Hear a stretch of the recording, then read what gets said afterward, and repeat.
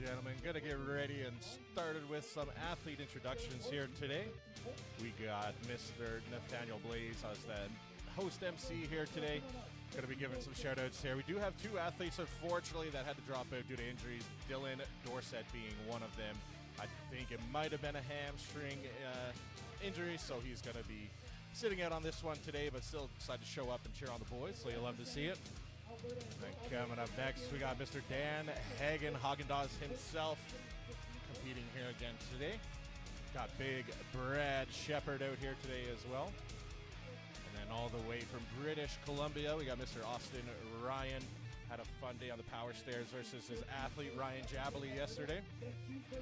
And next up, Mr. Josh Cloherty, also known as the Cheeseburger Walrus, also known as Papa Smurf himself. And our next athlete that unfortunately had to drop out, Mr. Sean Hayes, thinking he may have had a torn abductor. He's not too sure. Going to get a look at it with his hometown doctors here when he heads back home, but still come out today.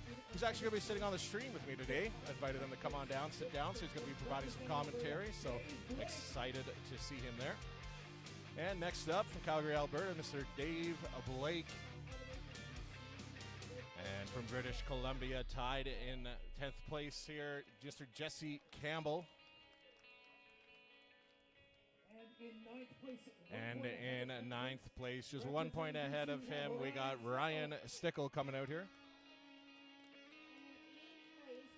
Currently sitting in 8th place with 32 points. We got the big, beautiful Ben Borger, repeat athlete from last year's Devon's Strongest Man. And in 7th place, the Indonesian Hulk from British Columbia, we got Mr. Billy Hornaday. Currently sitting in 6th place with 36 points, representing Alberta as well. We got Mr. Alex Crisby wearing his children's bucket hat again. Got his very large head, I love it. And in 5th place with 38 points, the highest ranked amateur athlete here today, Mr. Ryan the Rhino Jabley from Calgary, Alberta. Currently sitting in 4th place from Saskatchewan with 43 points, Mr. Sam Risling. Incredible performance by him yesterday to zero the event and still have that many points sitting in 4th place after 4 events is unreal. So excited to see what Sam does here today. And for the 3rd place, we got Andrew Langelaar representing, I think it was Manitoba. Right? Yeah, Manitoba. 2nd place with 55 points, we got Larson the Bear here, flexing that new dad strength. I can see his partner and newborn in the crowd. Love to see it. And with a commanding 7-point lead, we got the world's strongest Cree, Mr. Colton Sloan, sitting in 1st place. 7-point lead, but anything is possible. We'll see how everything shakes out here today.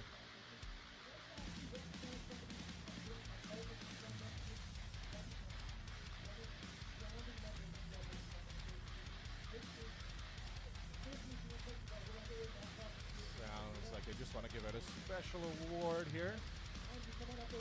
Going to be giving the award out to Andrew Bollinger, a thank you kind of award from the ASA.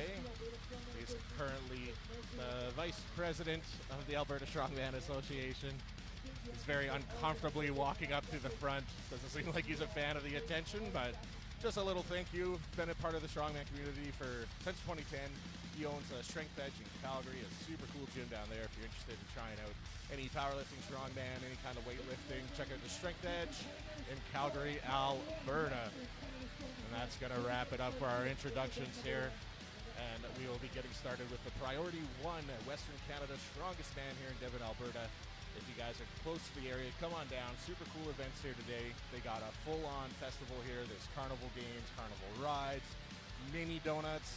I'll say it again, mini donuts, lots of them, and lots of cool stuff to check out. So if you're in the Devon area, come on down, and we'll be getting started here shortly.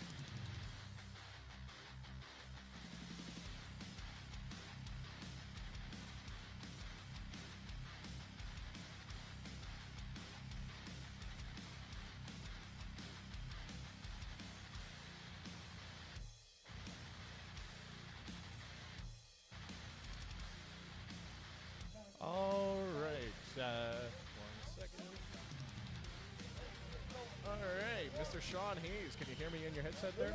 Yes, sir. All right, getting started here with Mr. Dan Hagen, starting off with that chain drag. Roughly how heavy is that chain there, Sean? Do you know? It's said to be 280 pounds, but it's quite long. A lot of surface area to catch the rocks and such on the gravel surface here. This is a new movement for Buddy. He's never done it before. He's pretty hopeful though. Yeah, off to a good start there. He's in tough. Once you stop your momentum, it gets real difficult. Oh yeah, and I've never done a can't say Fingal's fingers before, but that's about 500 pounds, and they say it gets heavier as you get closer to the end there, right? Oh yes, sir. All right, so good run for Dan there. I don't think there's no way to really measure it for split times on the distance you get on there, I guess, but the quickest to get to it, maybe they'll get a couple points, but yeah, we'll see how that shakes out for Dan here today. Yeah, they're actually measuring split times for every part of this event. So once the feet have to cross the line for the chain, that'll be a split time. Once the first flip gets over, it's when it hits the ground, so they can base it off the sound of the impact. And then again, the flip back over the other side. There'll be 2 flips on the Fingals today.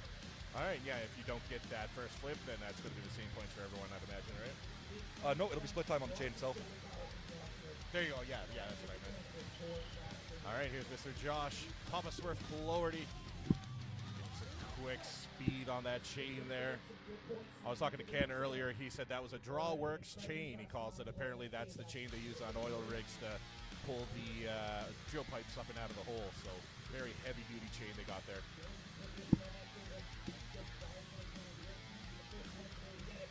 All right, 500 pounds. And you're probably feeling most of that 500 pounds at the end there. It's just getting, exponentially heavier closer you get to that fulcrum point. Josh has the benefit of having great overhead strength, great tricep strength. Keep driving into it. You can see he's correct in using that tricep strength right now. Keep going. You can do it. Oh, so close.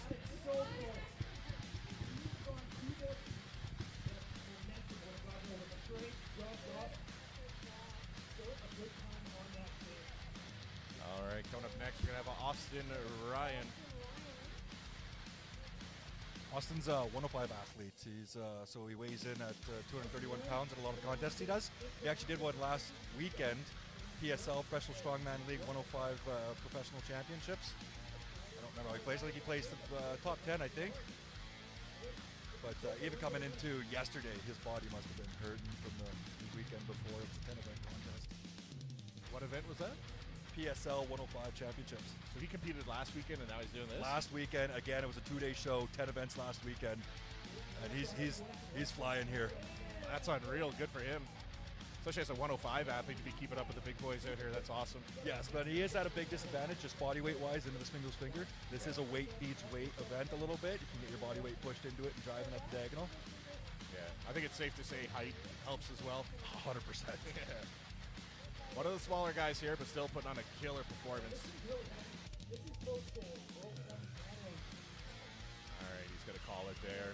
In the event rules, they were told that they can rest it on their shoulder and take a break if they want to continue and then press it and go. But if it hits the platform, that's the end of the lift for Fingals. Yes, sir. Yeah, and they can't drive it forward on their shoulder. So to advance forward on the Fingal's finger, they have to get it back up to an extended position with their arms before they keep going forward. All right, Handsome Dave Blake coming up next, product of Calgary, Alberta.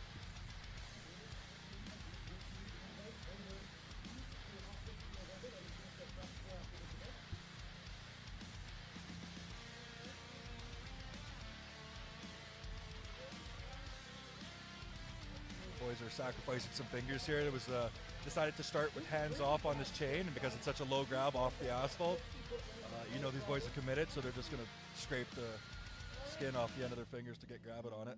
Yeah, every second counts, especially when you're doing these split times for this event. It's such a heavy second implement. You definitely want to be as quick as you can on that first one. 100%. There'll be some tight times in that first split.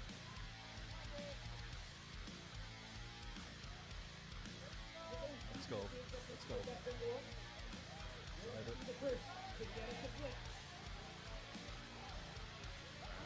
Let's go, Dave. Keep pushing.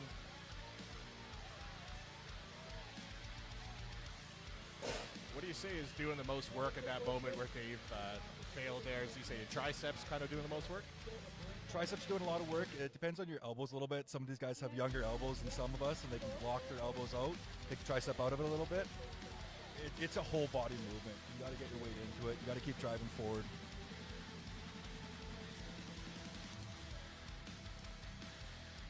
Jesse Campbell's another 105 athlete who did the same show as Austin Ryan last weekend, PSL's 105 championships. No way. I didn't realize that. That's even more impressive, besides being a smaller, non-open athlete competing with the big boys after just competing last weekend in a 10 event, like you said. That's crazy. Where was that show? In the States, I think Virginia. Cool. I think. So quite a travel plan for them as well, especially Jesse coming from Vancouver Island. Yeah, that's a long few weeks.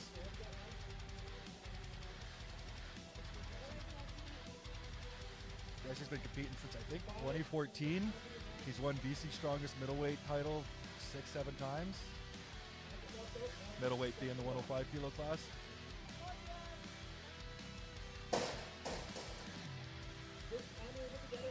Not going to be there, unfortunately, for that one.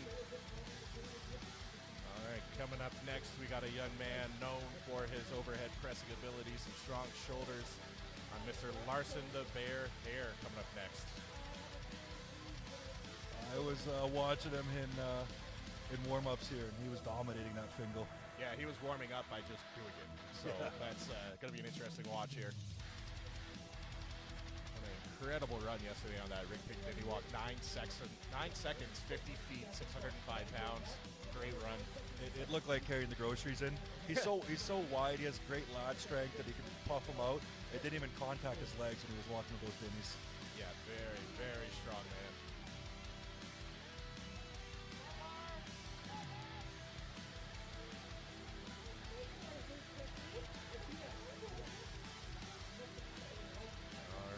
I'm going to guess 2. I think he's going to get 2 flips on this. I would bank on that as well. What was the time limit? 60 seconds? Yeah, 60 seconds. Oh, yeah. Yeah, there you go. Look at that pushing power. Beautiful. Good work.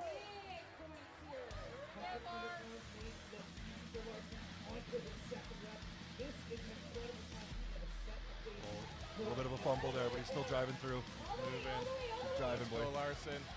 There you go. He's good. 2 and done. Awesome. Larson's been, his training has been a little secondary in his life for the last 3 weeks as he's a new dad. So he's coming in even a little less than he could be, he says. Yeah, the whole newborn not sleeping thing would be a bit of a disadvantage, I think. Yeah. You have any kids yourself? I got 3 kids. They're a little older. They're 9, 11, and 15. Oh, yeah. One of them's actually competing this year. So. Oh, no way. That's awesome. Hell yeah.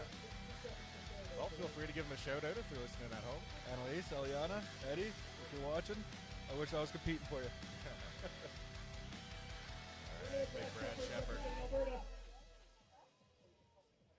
Nice and quick, basically, the Brad.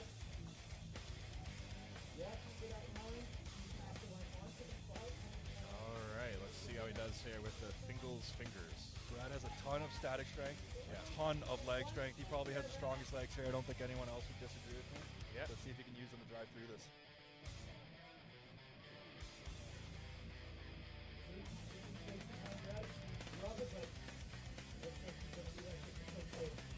Great fight for Brad on that single too.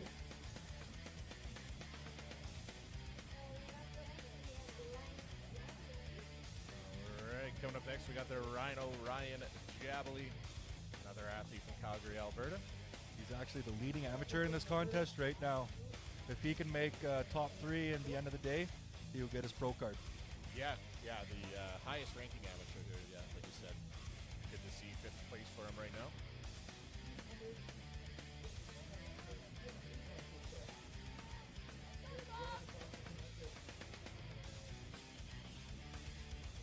He is moving extremely fast here with that change. Definitely in that 9-second range. Yeah, the split times are going to be so close on that change rag.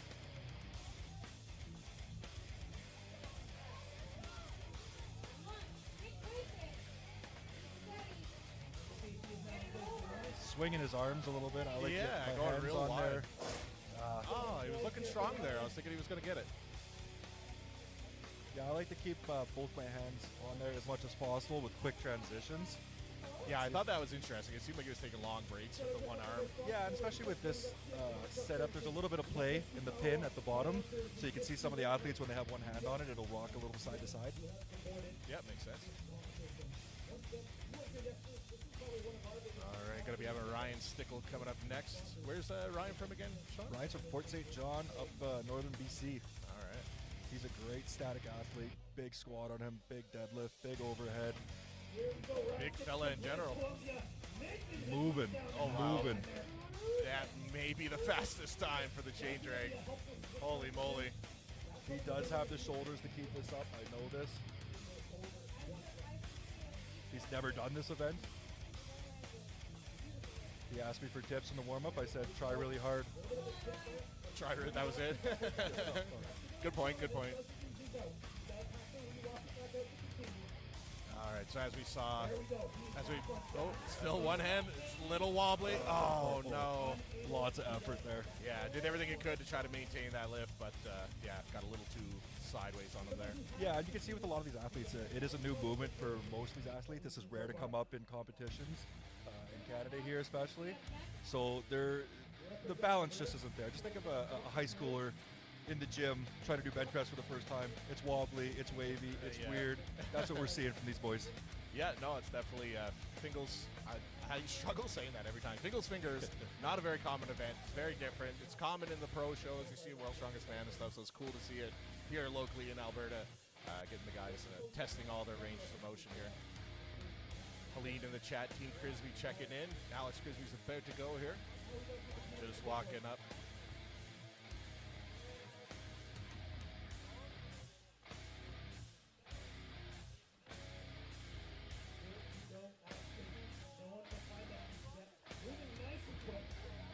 Quick feet from Alex there too. Those are dancer's feet for sure. Yeah. All right, 500-pound Fingal's finger here. Taking his time. This is smart. Taking his time getting into it. He knows it's a lot of points on this first flip, no matter how long it takes. Yeah, this is definitely just get one and you're good. Big points. Going with the wide swing out of the arms as well here. Yeah. He's keeping it good and balanced. Can do it. Let's go, Crisby. Push. Ah. If you have seems like any bit of downward motion, and it's really hard to recover from that. Best to keep those arms locked out. Yeah, I'm well overhead. Yeah. Like you said earlier there, it's good to have both hands on and maintain contact. Makes sense.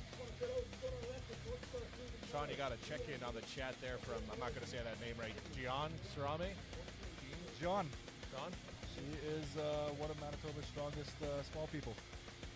Small people, that's what we call them. Yeah. From New Age Gym.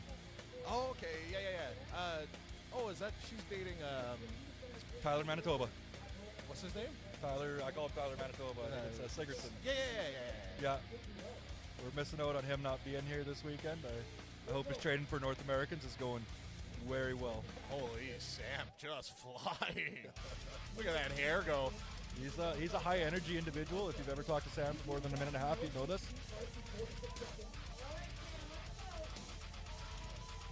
This is looking good.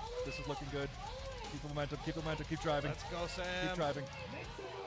Push, Sam. It's right there, Sam. Oh, yeah, buddy. Yeah. Yes. Attaboy. Big points. Is he going to go for a second? Someone's got to lift it for them. Yeah. Someone's got to lift it. Hopefully they stop the time. This is not his delay. Yeah, I think JF stopped the time from there. I think I saw that. That's good. All right, going for a second rep here. Let's go. Same thing as the first one. You can see, great effort. Yeah, You saw in the first flip, as soon as his feet stop, you got to keep your feet driving forward. As soon as your feet stop, it's real hard to get them moving again. Yeah, keeping that momentum. It's hard to do, but key in this event, it seems.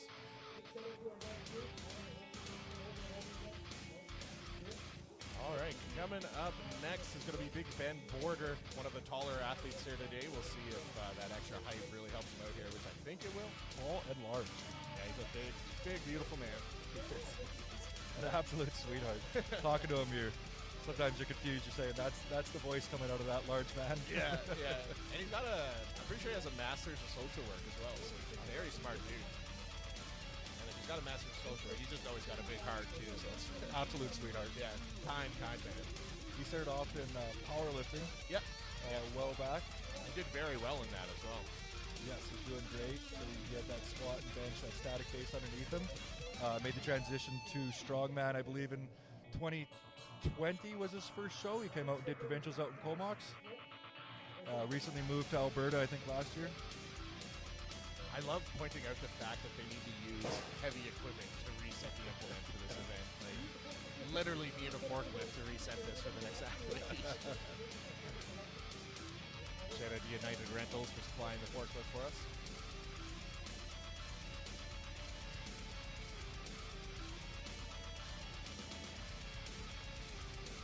Looks like Colton Sloan setting up. He's current leader. Yeah, I got a pretty good 7-point lead. He came into the show, if you're keeping track of the social medias and the trading on social media and just knowing who the man is, he came into the show as one of the favorites, and he's showing that out why it is. Oh, my apologies. I said Ben Borger would be next. I skipped Colton Sloan by mistake. Yes, it is Colton Sloan coming up here. Oh.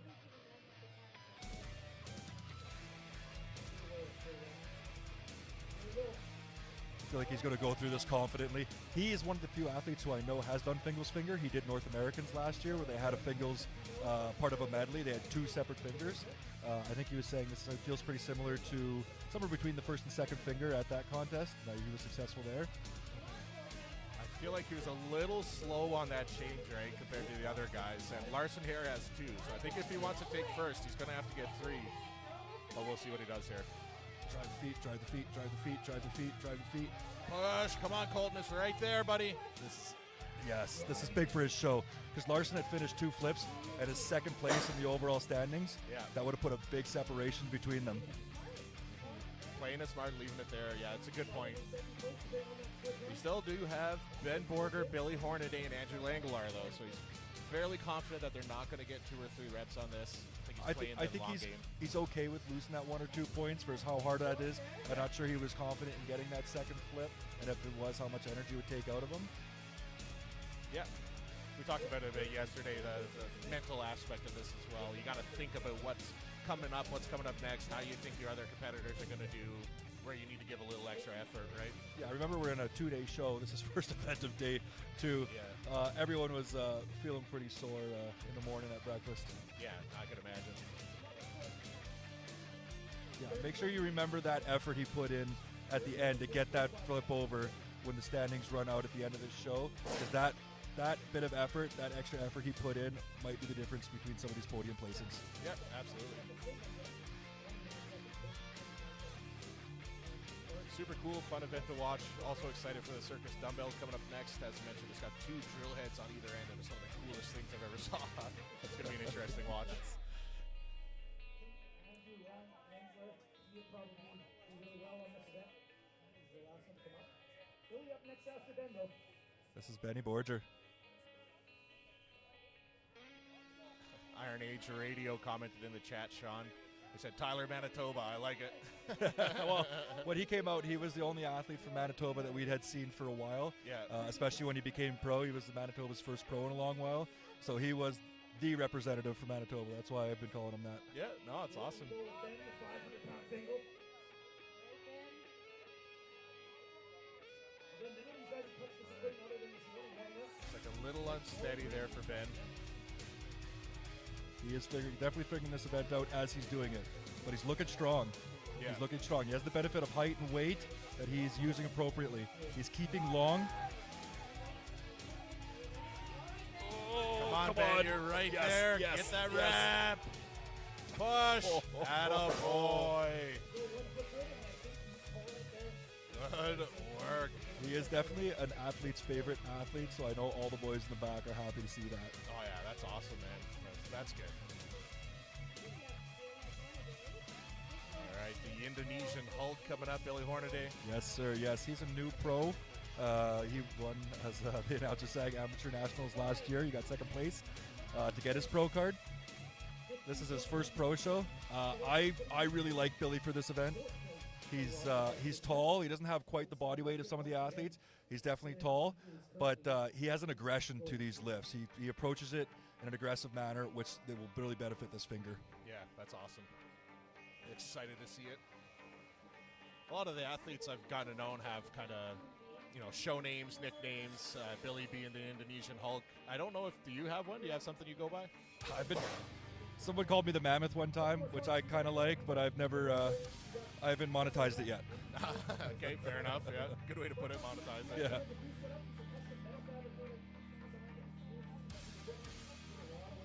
Love the purple jorts as well. He's well known for the great jorts and the great things they cover. Yeah.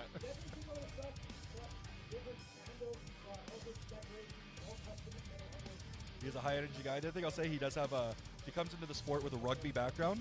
Oh yeah. So he's well versed at the pushing aspect that might help out with this Fingal's finger.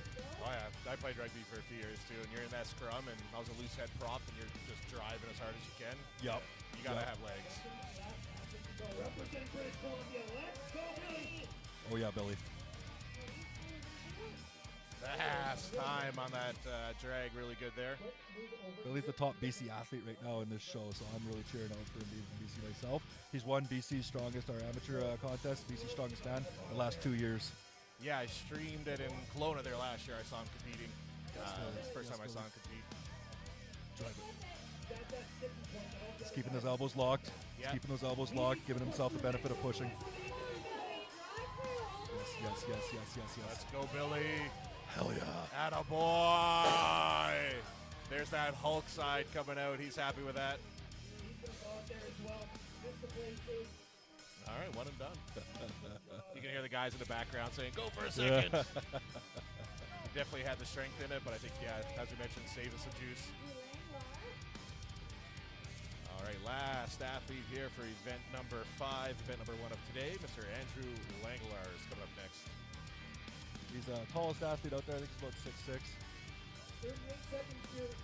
7 feet in heels, if you're asking. Only on Tuesdays, that's drag night.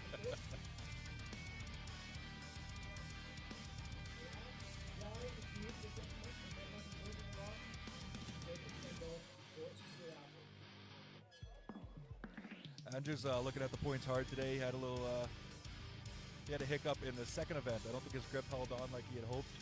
For the rig picks, fell back a little bit. He's well into 3rd place right now, so he's looking to keep at least there and looking at the top 2 to move up throughout the day.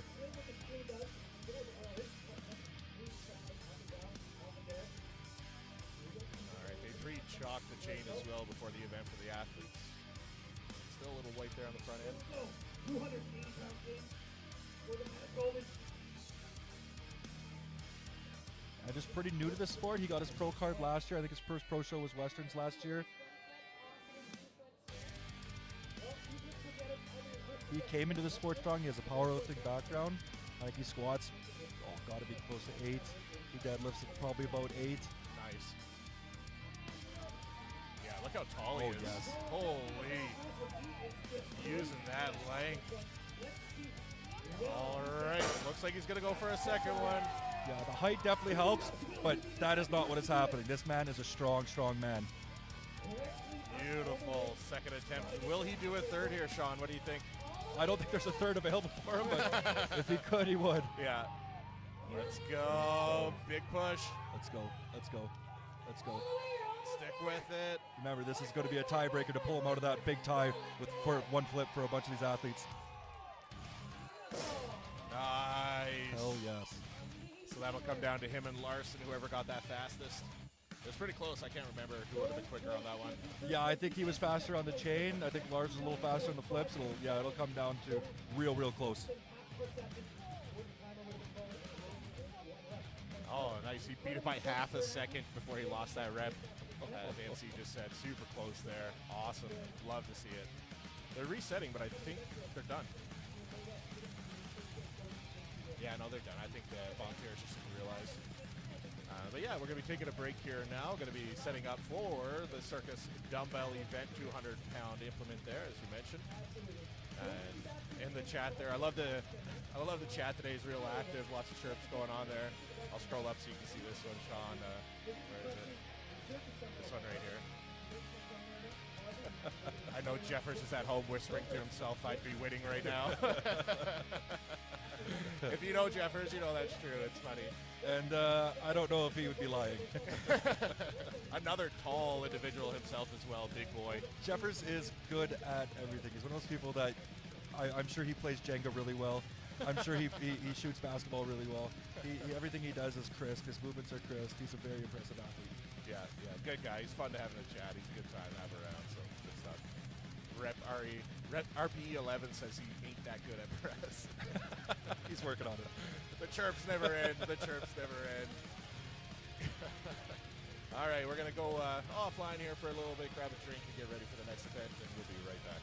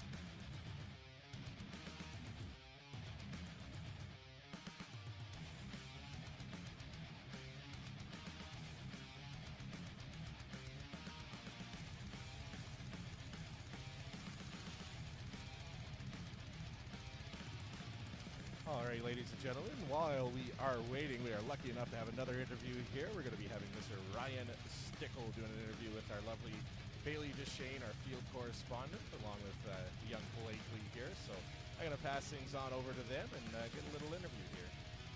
And we are good. All right, we got Ryan Stickle here. He was able to complete his chain drag in under 8 seconds.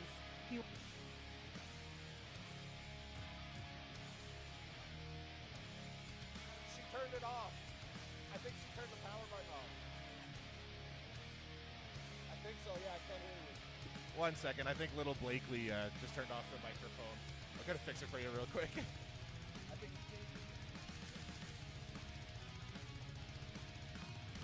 mic check. All right, little technical difficulty there. It's okay. Okay, I'm just going to start over. So we have Ryan Stickle here. He was able to finish his chain drag in under 8 seconds. Not quite making it to the Fingal's finger, but he got really, really good points being really fast on that chain drag. How did you train for this? Did you know you were going to get this type of chain drag without any handle? No, I didn't. I just tried doing as much drags as I could with as heavy an implement as I possibly could, and so it seemed to work out.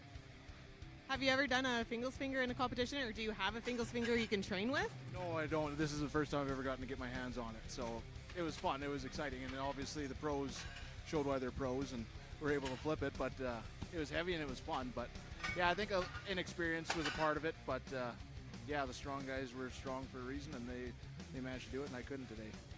Yeah, I think it's a really cool opportunity. You don't get to see this type of event all the time like this. I know I've never done a Fingal's finger in a competition before, so just cool to have that opportunity.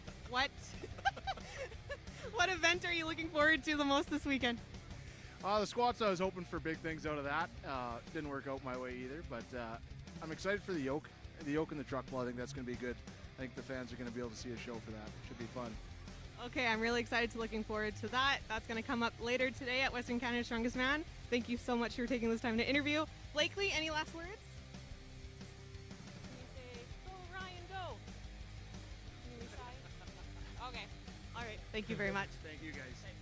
Beautiful, love it. Thank you, Bailey and Blakely, for the great interview with Mr. Ryan Stickle. All right, stay tuned, get ready for Circus Dumbbell, and we may get another interview or two in before then, but yeah, stay tuned, we'll be right back.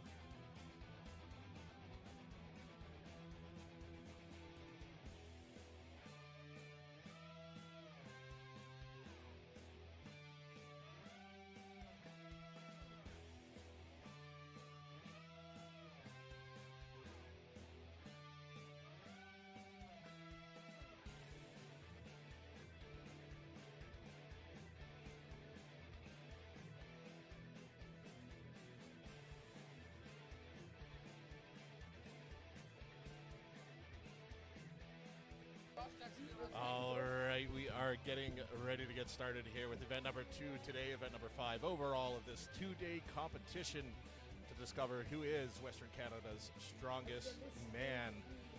As you saw here a little bit ago, the athletes are warming up with the dumbbells, and as I mentioned in the chat, there is a slight change to this event. There is a trump dumbbell, the drill bit circus dumbbell, and the rogue dumbbell on the end both weigh 200 pounds, but since the drill bit circus dumbbell is a tad bit harder to get settled and press, that will be the trump. So 20 reps on the rogue does not beat 1 on the drill bit, so they're giving them that option there, and that's how they'll do it. How do you feel with that, Sean?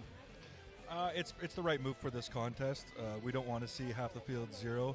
And they're not zeroing because they're not strong enough. They're zeroing because it's a new implement. It's a weird implement. It doesn't sit right. It doesn't have a good balance. We just don't want to see that. So this is the right move for the contest. Yeah, I agree. We want to see guys rep out as many as they can. If you get all zeros for an event, it's not as fun.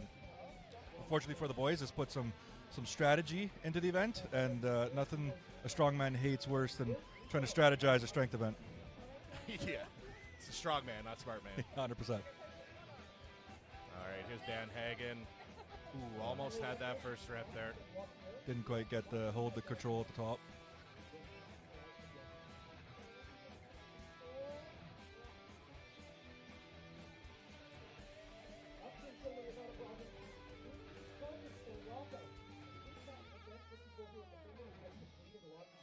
Ooh. Oh, that was very close. He's getting it there. It's just not there in a balanced position.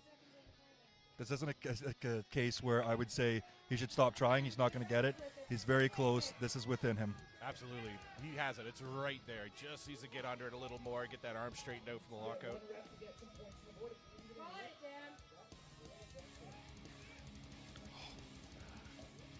That looks like a case of a guy with a sore elbow. Might have some history of elbow issues. I know mine.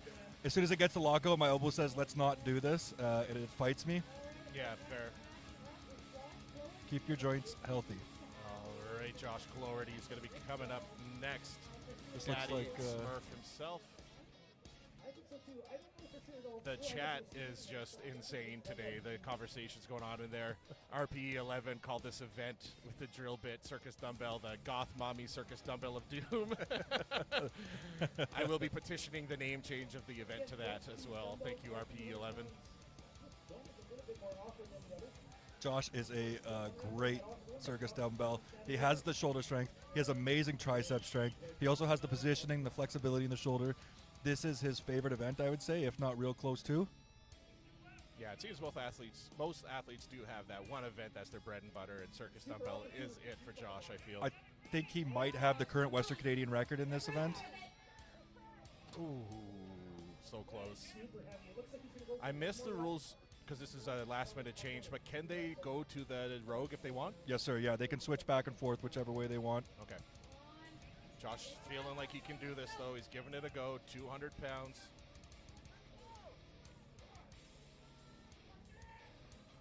All right. That's tough. Not going to be there for that one. He is going to move to that rogue circus dumbbell. Sean, would you say it is a considerable amount easier to press this than the drill bit circus dumbbell? Yeah, I was looking at that the drill bit dumbbell. I think if you're a strong guy, first of all, it takes a lot more shoulder mobility. I think if you have a 225 probably dumbbell, maybe a 230 on a similar rogue style dumbbell, that's probably about equivalent. All right, he was successful in getting one rep with that circus dumbbell there. Looked very good on that one rep. Unfortunately, couldn't get a second, but that is some points towards his total here today. And again, it's not just a strength thing. This is a new implement. People are trying to figure it out on the fly. We had, I think, 11 minutes of warm-ups, and that's about all the boys wanted. But that's as much time as they had to figure out this brand new implement. All right, going to have our U105 athlete, Jesse Campbell, coming up next here. Awesome. Well, you did great out there. That was a really good try, really good effort. Let's make some noise for Josh, folks. All right, Josh, good effort. Able to get the rogue dumbbell one rep there. Yeah, what Josh was explaining out there is one of the issues with this drill bit style dumbbell. On your circus dumbbell, there's 3 points of contact. There's where the dumbbell sits on your shoulder, where the dumbbell is held in your hand, and then where the other side of the dumbbell sits against your forearm. That's your 3 points of contact to give you balance. It's almost completely missing that third point. Representing British Columbia, one of the U105 Pro, being in the U105 Pro showdown in the U.S. a couple weeks ago.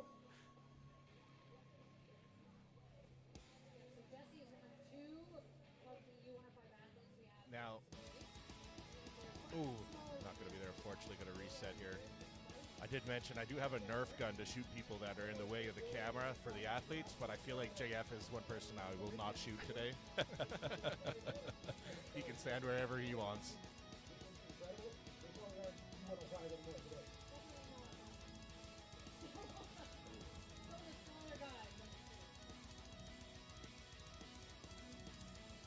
Jesse Campbell going for another attempt here on the rogue dumbbell.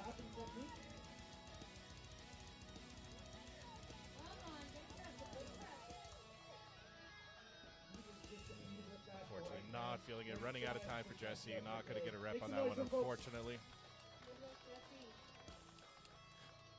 RP11 in the chat said he'll Venmo me $50 the Nerf gun JF. Oh, man. To say I'm not tempted would be a lie. Double check if that's US dollars or not. Yeah. If it's US, you got a deal. Yeah.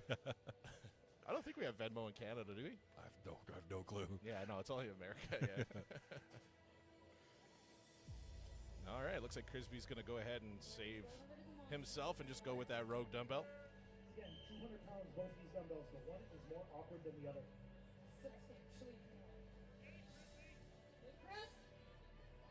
There we go. All right, there we go.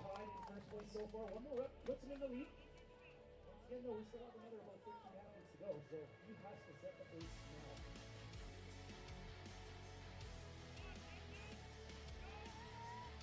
Rep number 2, here we go.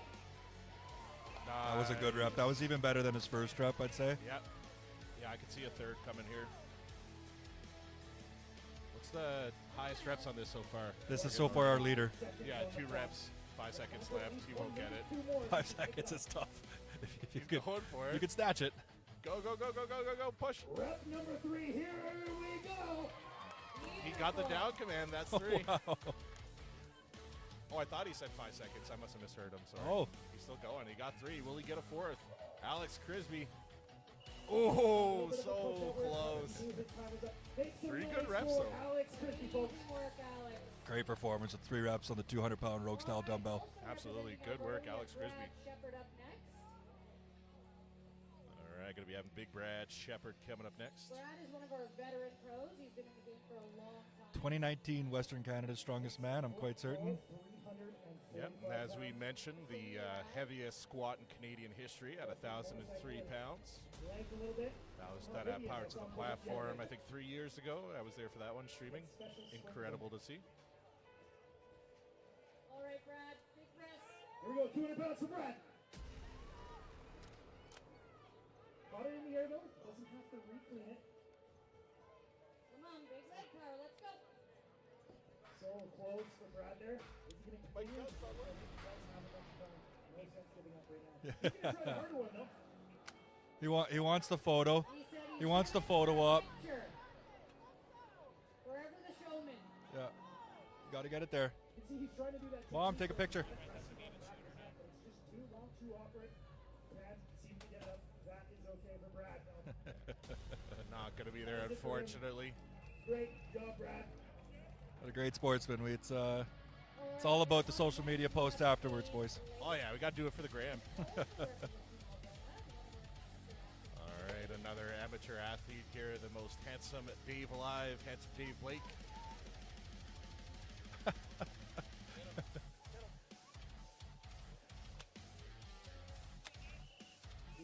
we go. Get aggressive. All right, handsome Dave Blake here going with the rogue 200-pound dumbbell. Resting it on the back of his neck. Found that comfortable spot. He just quick press for him. Looks like he's fighting a little shoulder mobility there. This is an event versus the other overhead events where shoulder mobility makes a giant difference. If you don't have the ability to get it into the position where it's nice, it's comfortable, it's stable, and you still have the use of the muscles that you need to use, it's just not going to work out very well. Yeah, and that's the problem with strongman. They're all so dense, big muscled guys that it's hard to get that mobility. It's tough to fight the meat. Like I can't reach 98% of my back because there's too much meat to fight around. Yeah, it's a thing. All right, unfortunately not going to get anything there for Dave Blake. I got it. All right, that means we got Ryan the Rhino Giaboli coming up next here. I'm hopeful he's looking at that drill bit press. He was trying it out in the warm up. I don't think he got it up, but he was just working, finding the position of it. All right, gonna go with the safer side With a here. safe option. Jackie O'Chesney's chirping you in the chat there, Sean. It's a quote unquote, I've got too much meat in my back, Sean Hayes. Yeah, on my back. That's what we're calling it. All right, there we go. Ryan Giaboli getting on the board. 1 rep. This might be the wise move. I think there's only a handful of athletes who really have the ability to get that drill bit up. So getting straight to the 200-pound dumbbell and getting a good amount of reps on it might be the move to secure almost a top 5 spot here. Yeah, absolutely. We saw that yesterday on the squat event with a lot of athletes. About half the amount of athletes unfortunately missed their weights. So going with the lighter weight, getting on the board, smart idea. I don't want to talk about the squat. 30 seconds left. Crowd's getting behind him, going for that 3rd rep. Ryan the Rhino Giaboli. Yes. Let's go, Ryan. Yes. Oh, it was right there. He would have gotten that rep in lesser shows, unfortunately. This is a professional show run by JF Caron. Yeah. And it's just not, that wasn't quite there. Well, he was close. Yeah. JF is giving no gimmies today. Keeping us all honest, and that's what we want to see. Yeah, consistent judging, consistently, I don't want to say hard, but fair. Holding you fair, yeah. You either got it or you don't.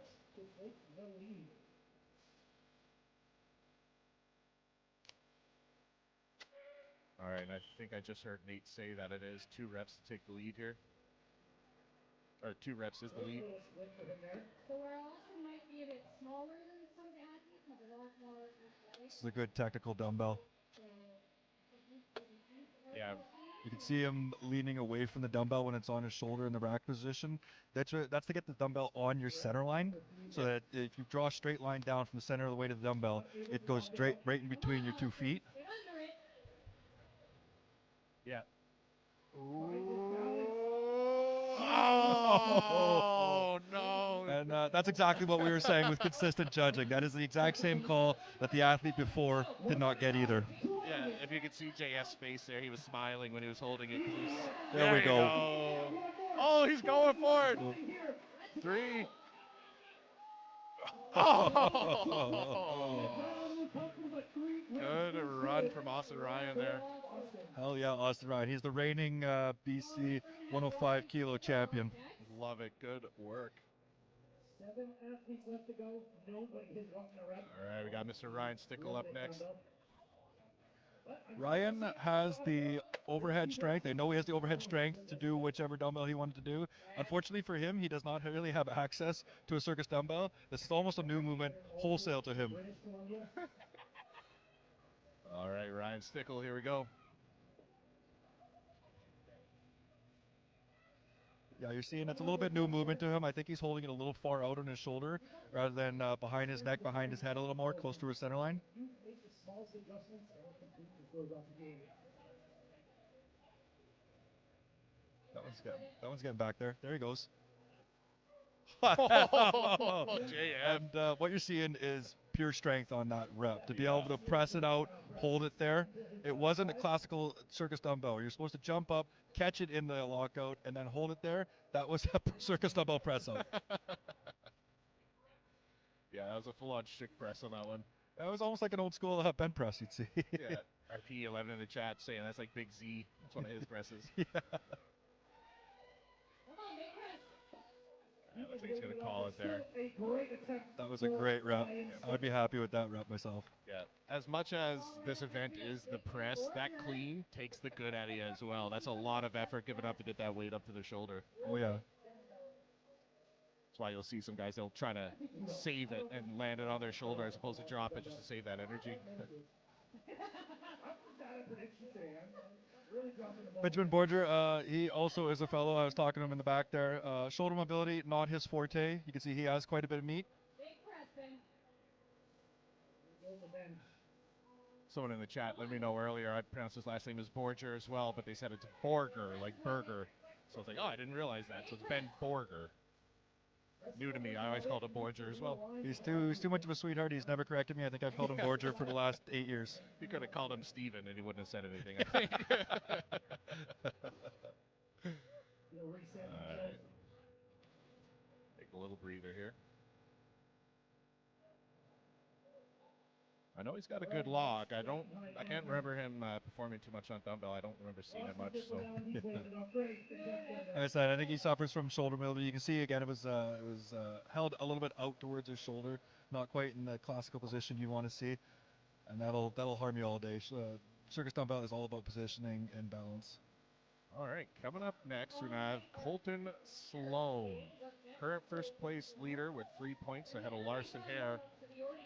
If you were watching the warm-ups there, I think he's going to go for the drill bit, and like we said, 1 rep on that drill bit's going to beat every rep before him on that Circus dumbbell. So I sure hope he does. He's good on a regular dumbbell, much dumbbell that he's used to. He's good for the mid-twos, so for a 200-pound dumbbell, you figure he should be able just to muscle this out. I could see it.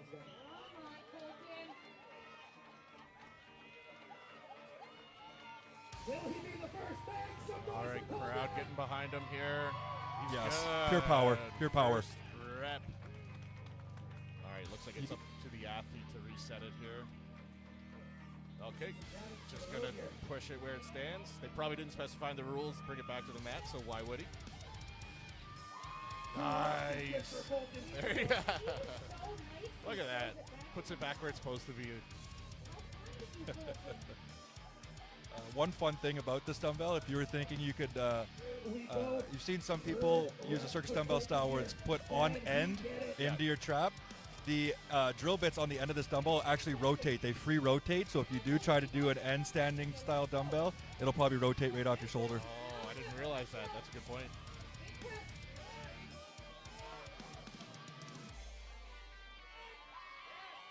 Oh, good Yes, save. that was a good rep.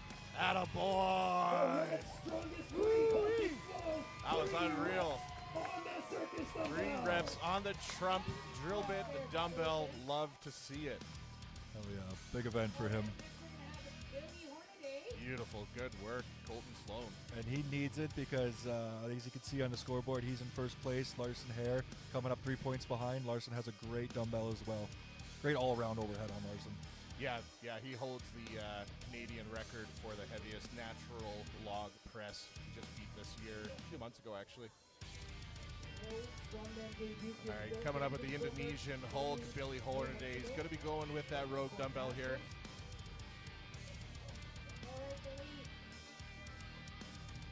Dumbbell is his choice. 3 reps is the record over here on this dumbbell. Nice. Love it. Love it. Yeah. That was a great form perfect technical dumbbell. That's what you want to see. Yeah, beautiful. I believe Billy's a young man in his mid to late 20s. 2 reps is good.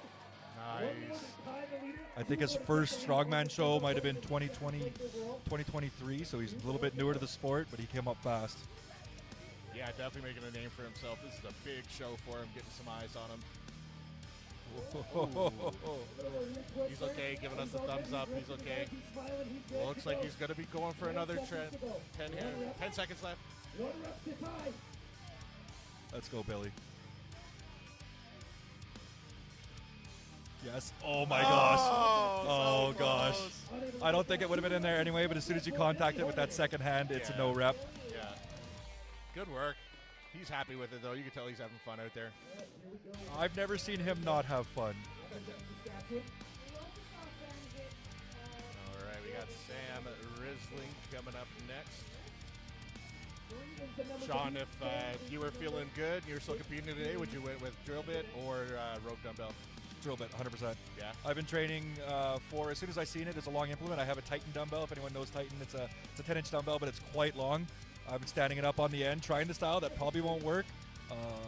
And the drill bit will probably cut you up pretty good, but I'm too dumb to notice something like that. I would have definitely started there. Fair enough. Sam has a great dumbbell on him. He was doing, I think last couple weeks he did a 200-pound regular dumbbell for several reps, just to give you a sense of how hard this dumbbell is versus a regular dumbbell. I think he hit 6 reps in 45 seconds on a. Nice. Will he beat 3 here with Colton Sloan in the lead? Rep number 2. Yes. Great strength on the boy. Here we go. This will tie Colton's score. Oh, there it is. Tying the world's strongest Cree, Colton Sloan. This is for the lead. Let's get First behind place. the Let's go, board. Sam. Makes the board. Oh! Time left. 15 seconds. That's enough time. I think he has the strength for this if he can get in the right position in time and get the drive that he needs. Larry, move! Larry! Hell yeah. Hell yes. Gets that 4th rep in time. That's a great event for Sam. Sam's come to this show. He has about half the events are amazing for him, half the events, and I mean amazing as in he can win any one of those, and half the events are less so. This is one of the events that is a great event for him, so he needs to show out at those events. Yeah, that was exciting to watch. Missed the 3rd attempt, but able to get that 4th rep on the 5th try. Sorry, messed that up, but yeah, you know what I'm saying. Up next, Andrew Langlar. What do you think he's going to go with? Rogue or drill bit? He looks like he's looking at the other one. He has a decent dumbbell, not top in the field dumbbell. I think he has the benefit of going later in the event and seeing what everyone else has done.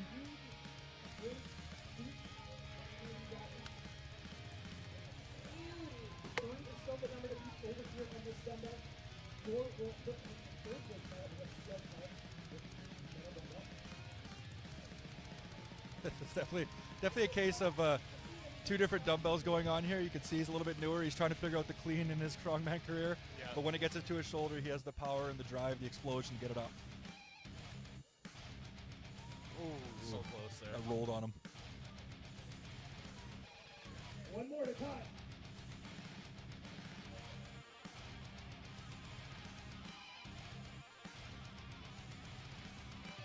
There you go. Down command.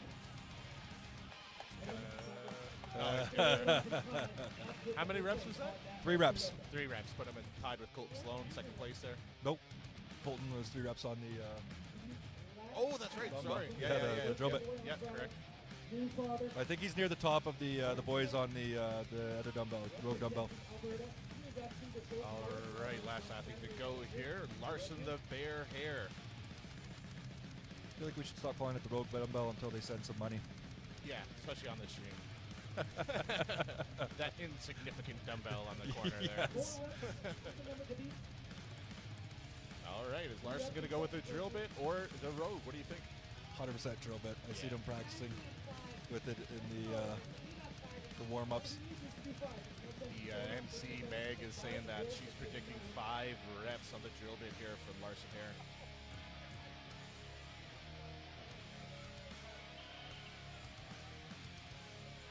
I don't like where his hand is here. He's adjusting it. There we go. Great position for Larson. 1 rep. All strike. is good. All On to strike. the 2nd. Beautiful.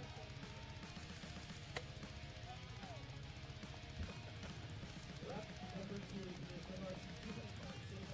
People just know they're in the way. You can see it rolling over his wrist. Like I said, it doesn't have that 3rd point of contact where you'd usually let the dumbbell drive into your forearm. Yeah. Here we go. 3rd rep on the way for Larson. This will time with Colton. Colton getting a tied 2nd place position. Oh, Beautiful. the wrist strength on that, the wrist strength. It came up a bit slanted one way, awkward position. He had the wrist strength to hold it there. Beautiful work here from Lars. Here we go. Peace.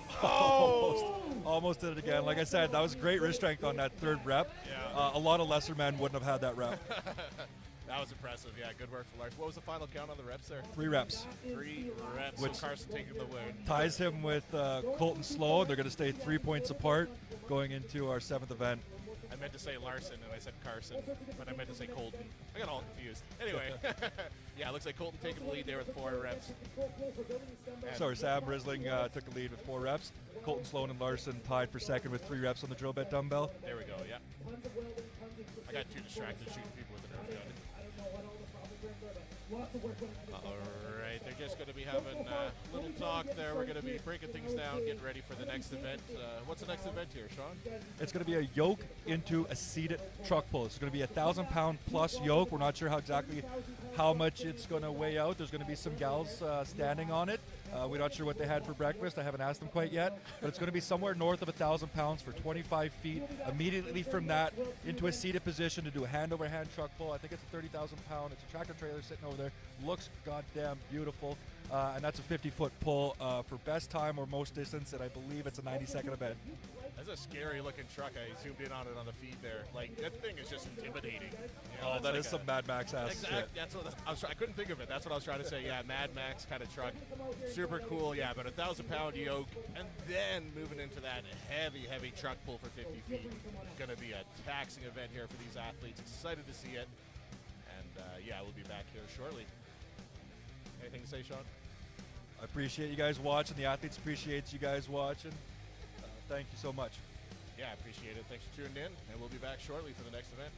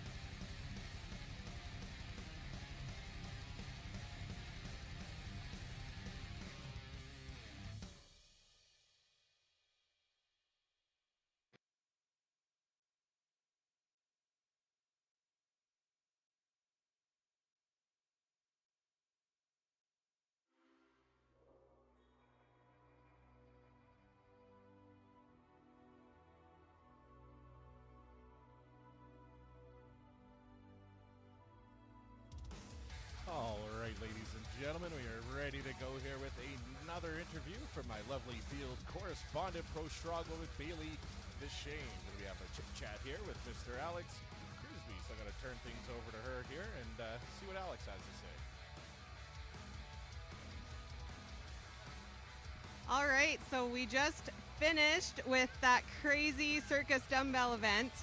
Alex was one of the first ones to go up, and he tried the regular Circus dumbbell with 3 reps, and everybody else under him that tried the regular Circus dumbbell could not beat his score. So there is a big tie, but he was able to set the pace. Is that kind of what your game plan was just to stick with the regular dumbbell and not the drill bit? I was hoping to go for one on the other drill bit, but it is what it is. I managed a few reps of PR on the monster bell, so just happy to be here. So since Josh had to go before you and you saw that Josh just couldn't quite do the drill bit, is that what made you kind of change your mind? You're like, maybe I won't try that. Oh yeah, for sure. Josh is a very good Circus dumbbell press, so I knew he struggled with it. I'd probably struggled too, so just played it safe, got the points, and on to the next one. And you said that was a PR for you on the monster bell there? Yeah, the most I've ever done is 200 for a single, so 200 for reps is good enough for me. Yeah, you made it look like it was flawless, so I'm really impressed. Your dumbbell and everything, just your performance overall has gotten better and better each year, and now you have provincials in 2 weeks, and that'll qualify you for nationals, so I think this is going to be a really big, good year for you. Yeah, I'm hoping to stay healthy, stay in one piece.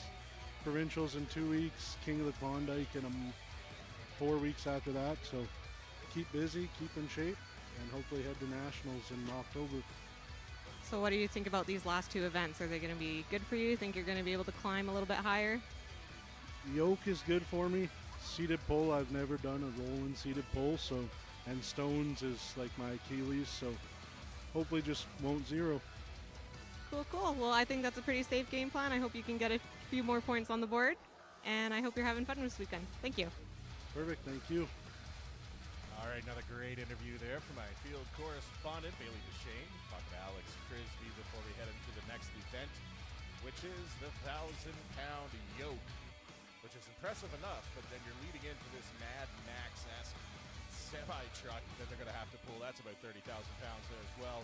So you can see the athletes in the back there just warming up on the implements, getting used to their footing, their placement, see how they're ready to go before the next event. So stay tuned. Might get another interview in before then, but yeah, stay tuned. We'll be right back.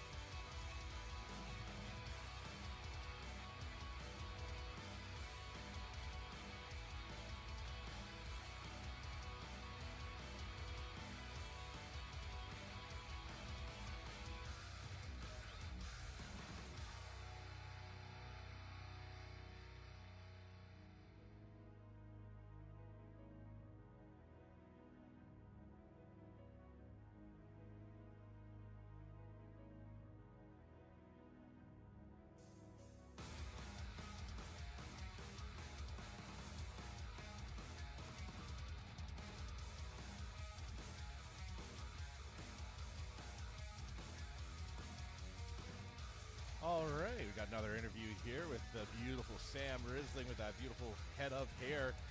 Bailey's got some questions for him here, so let's see what Sam has to say. All right, so we're here back with Sam. I just wanted to talk about this dumbbell again for a second. I'm a little bit biased, and I thought if Josh wasn't able to press it, I didn't really think anybody was going to press it. And then Colton came up and did 3 reps, and I was like, okay, oh my God, that was absolutely wild. And then I think somebody got offended that I said he wasn't the biggest one here this weekend, and so he took authority and took the event win on this drill bit with 4 reps with, I think, a little bit more in the tank if we had a little bit more time. Yeah, well, missing that because I did 3 reps, and then I missed my 4th one the first time. That really killed my bicep. It was really tight to just the small circumference on the dumbbell. So I don't know if I had one more. I didn't think I had that 4th one, which would have been my actual 5th. I didn't think I had it. Was able to press it out. Adrenaline kicked in, and yeah, I was really excited. I think the big difference between me and Colton, I think Colton could have got 4. I think Larson could have got 4. I was controlling the dumbbell on the way down so I could get my hands right on it. Those transitions are what win events in Strongman. So yeah, I was able to take the event win. Unfortunately, there's nobody here to split points between the top 4 guys, so it's going to be a dogfight for me to get back on the podium. Well, I shouldn't say back on, to get on the podium. I haven't been on with my 0 on the squat. So now I'm 4.5 points behind podium. I need some really good performances in the next 2, and we'll see where the points fly. So I actually overheard Colton kind of mumbling when you were controlling the dumbbell down. I was like, oh, I should have done that. And it's crazy that you're always learning something, whether it doesn't matter how long of a pro you've been, amateur or pro. The more you compete, you learn something every single competition that you do. And little things like that, like you said, it like makes or breaks an event win. And that's the advantage of going after him, right? So I watched him go. I know he's a good dumbbell presser. And as he's going, I can see the dumbbell went way over here, right? That's like 5 seconds to go get it. I just controlled it down, get my hands right back on, and boom. If Colton wouldn't have went before me, I don't think I would have done that. So that's the advantage of being able to go last. So, or not last, but behind the good pressers. So Absolutely. Awesome. Okay, we got Yoke into arm over arm, so I'm going to let you go warm up with that. I know that's a really good event for you, so good luck. And I think yeah, we'll do my best. Thanks, Bailey. okay, thanks, guys. All right, shout out to Bailey for another great interview there. Thank you very much. Sam Risling giving us some insight into his game planning there. He makes some good points about controlling the down of that circus dumbbell and not having to chase it around before his next setup. It's a good idea. So good work from Sam. And yeah, stay tuned. Getting started with event number 7 here shortly.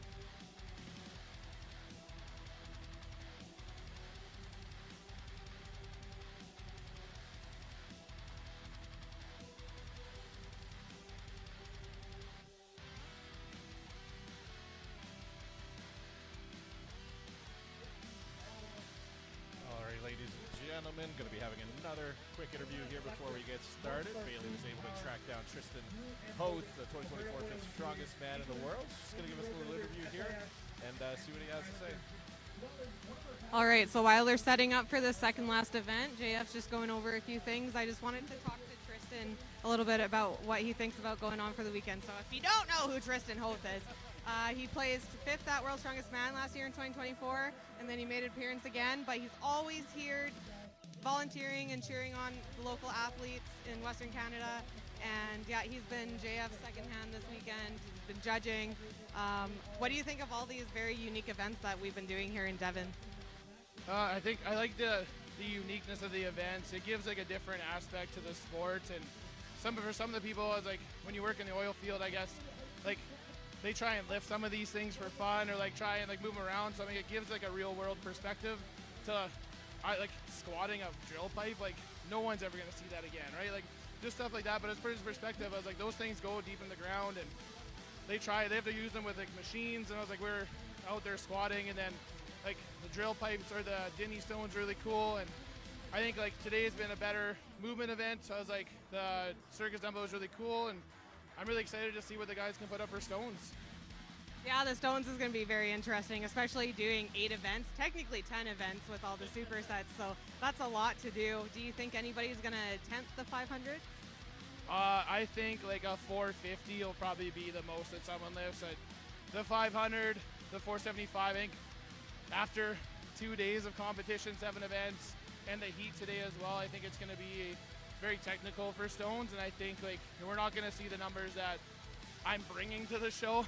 The 502, I think, is just going to be a nice little low-on ornament sitting on the turf. All right, sounds good, Tristan. Well, thank you so much for everything that you do in our community, and we really appreciate you being around and helping out all the time. You're welcome. I'm happy to be here to help grow the sport, and we're only getting bigger and better, right? So the more people that give back and support the shows and the athletes and everything like that, it only gets better. So I hope to see more people out and about, because there's not very many of us that are at every show. If you're in the Edmonton area, go check out United Strength and Power. Tristan's the co-owner in the South Edmonton there. So cool. Thanks for tuning in, guys. Let's get started. All right. Thank you, Tristan, for that interview. United Strength's also one of the sponsors here today, so shout out to them for sponsoring this event, making this possible. And shout out to Tristan for the interview. Just about to get started here. As you guys might have saw earlier in the stream there, we are playing with something new. Andrew Bollinger made a new kind of measurement device that they're going to strap onto the truck pull portion of this event, and it'll show the amount of force they're pulling against the truck with to get it moving before or as they're pulling, and after each athlete goes, it'll be updated to this screen, and hopefully I'll be able to get it on the screen for you guys as a fun little tidbit of information of how much force these athletes are pushing towards or pulling on that truck with. So stay tuned, going to get started here right away.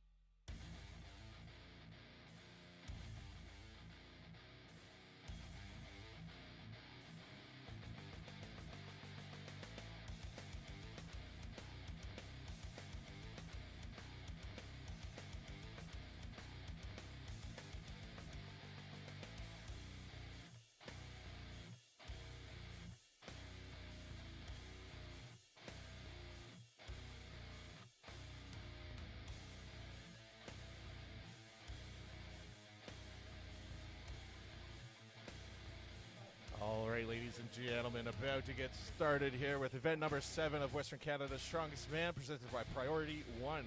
Gonna have Dan Hagen starting off here, 1,000 pounds on that yoke, and he will be taking it for 25 feet before jumping over to a 30,000-pound semi-truck pull for 50 feet. Here he is getting started up here. Dan gets to go first.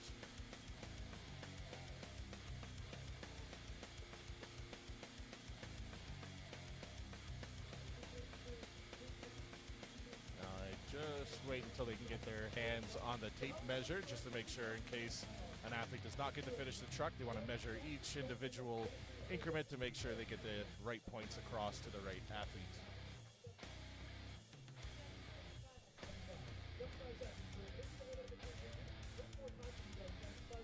See in the chat there, Rage. No worries. Thanks for tuning in. And here we go, Dan Hagen.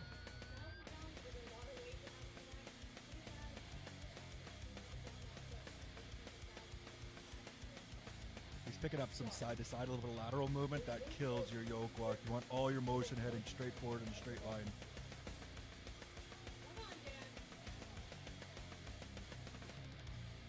All right, Dan's struggling a little bit here. This is a 1,000-pound yoke, ladies and gentlemen. 1,000 pounds.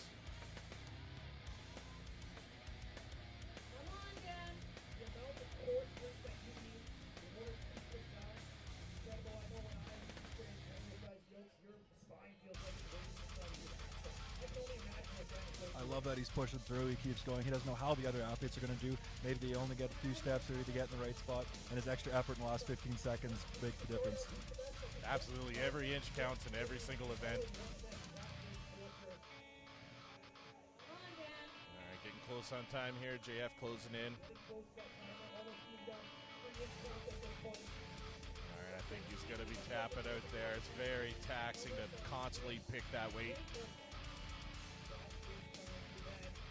Good work from Dan Hagen there. Able to get a few feet, buying him some points towards his scoreboard here. Him and Billy are fighting today for the top shorts.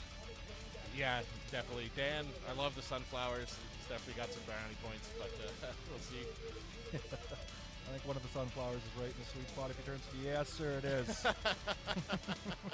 Please, somebody drop something. Get him to pick it up. All right, forklift going to be resetting that 1,000-pound yoke. It's hard to believe each of those girls weigh 500 pounds, but there we are. Very dense muscle. Yeah.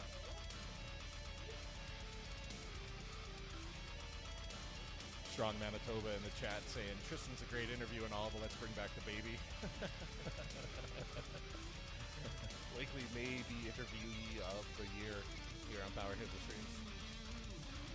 I'm not sure if we covered it. There's been a bit of an event change from the original. We're dropping the truck down from 50 feet to 25 feet in event testing. We got even Tristan Hoth out there giving her a pull, and it's a really heavy start. I think this truck's actually 37,000 pounds I'm hearing now, and it's a really, really heavy start. Hopefully it gets rolling pretty good once it's running, unless it's egregious. Second one, the ref's going to start docking you, adding time, so we probably add like a 5-second penalty. 5 seconds is huge when you're considering how tight this event can be. There it goes. One thing Jesse has on his side is an amazing grip strength. So if all the athletes able to grip onto this rope and get it going, he might be.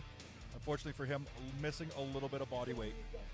Yeah, definitely having that heavier body mass is really going to be a big help here. It is rolling. He's getting it moving. All right, it's moving. He's going pretty good on these transitions. With the truck pull versus the sled pull, your transitions are so much more important because you need to keep that momentum rolling. Yeah, absolutely. If that truck stops, you're going to have to use so much energy to get that rolling again. So those quick resets, quick pulls are everything. You're almost there.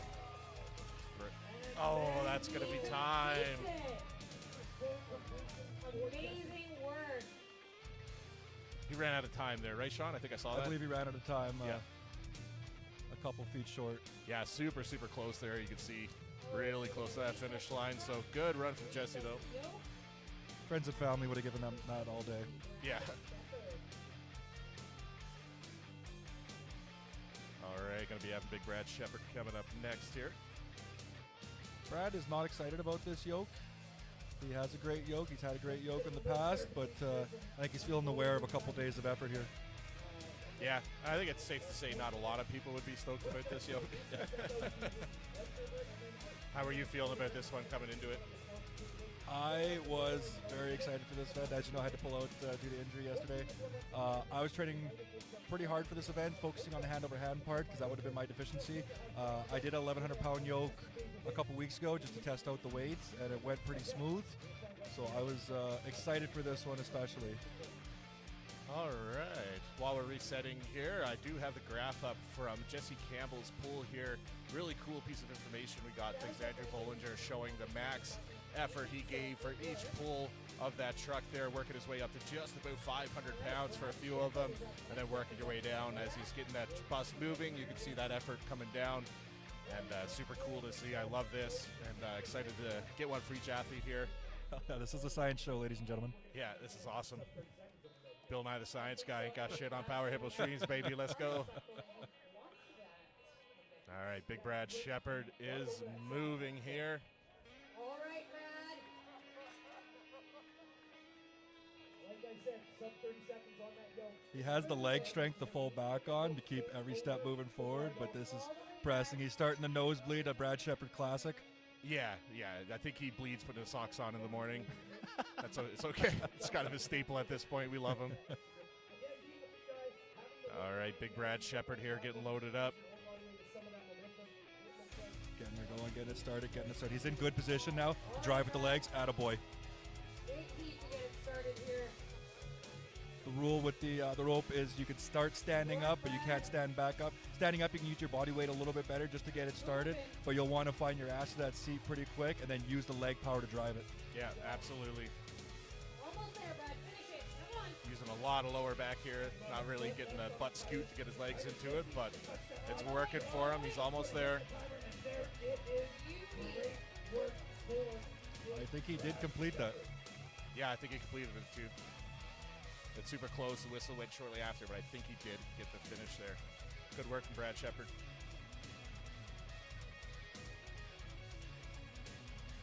I think Brad's feeling the effects of this event. We're going to... I don't know if we need a forklift to get him off the event. We need a bigger forklift, I think. Yeah, great competitor, though. Brad's been around for years. Love seeing him out here. He is a gentleman and a scholar in this sport. He's been doing it a long time. I don't know how old he is, but a little bit older. I'm sure he can go Masters if he wanted to, but he has too much ego. My first pro show back in 2020, he really helped me out with some of the goings-ons and how it's going to go and how the event should look and what I should be looking for as a new athlete. So I always appreciated Brad Shepard. And we got Brad's graph up here. It's looking like he's a fair bit lower on the strength pull than Jesse was. Jesse was getting close to that 500 mark. Looks like Brad's heaviest pull is about 425, which is interesting. We're not saying this is a perfectly scientific tool, so it could be some leeway there, but it is interesting to see he had a bit of a lower pull there to get that truck moving. So as to what that means, I don't know, but just cool little difference to see there. You can see each individual pull really getting a bit tired as each one goes on, so cool little tidbit of information for you.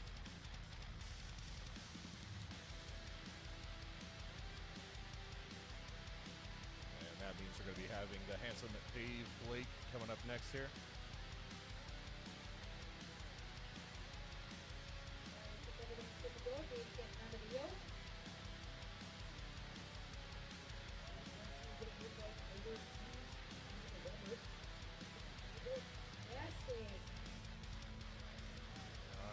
Slow and steady steps here. Dave's looking good.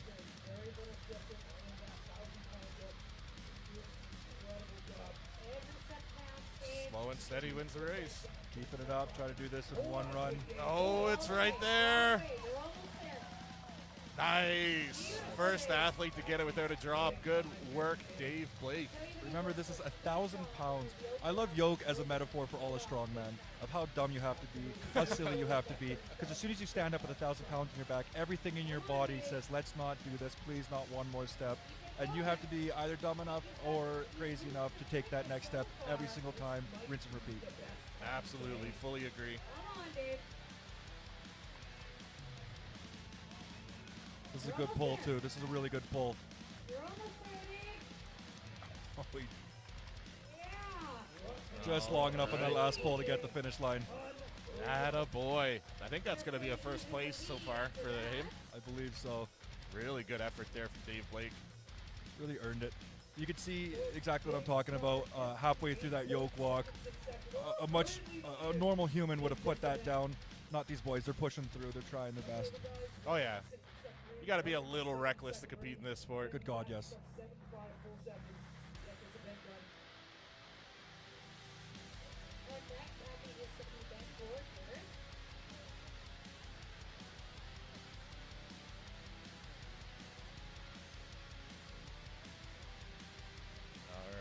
Dave Blake's graph back here from Andrew Bollinger's little tool. Looks like he used a lot less pulls to be able to get that bus all the way down here. That truck, sorry, still probably going a little bit of a further reach with his extension there on each reset. Able to, use the least amount of effort to get that bus to the end. So I keep saying bus, it's a semi, but yeah, super cool to see. He got upwards of 450 pounds with that first pull and then worked his way down as you start to fatigue a little bit, makes sense, but able to finish in the end.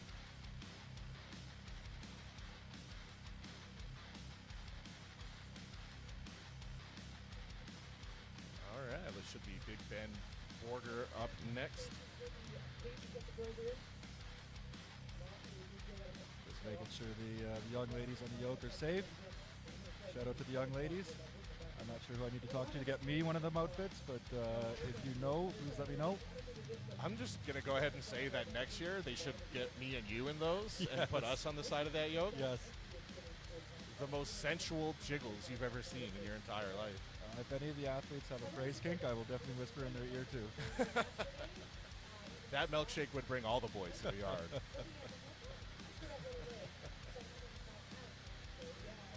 Love it. But yeah, as Sean was mentioning there, they're just tightening down that implement there, making sure the ladies don't fall off mid yoke walk there.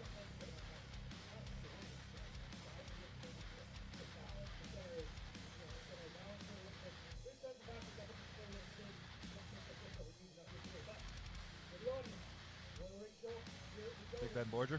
Borger. All right, we are off.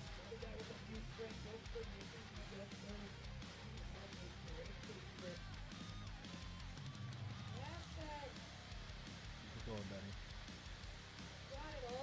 Yes. Yeah, gonna be a good finish here. Ooh. He does have to pick it up. Yeah. Get it across the line. There he goes. All right, gets it down command. Now on to the truck pull.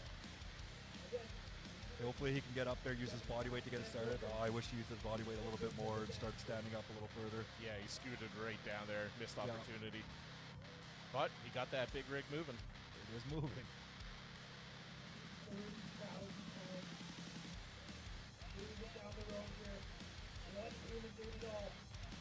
All right, Ben, you got it.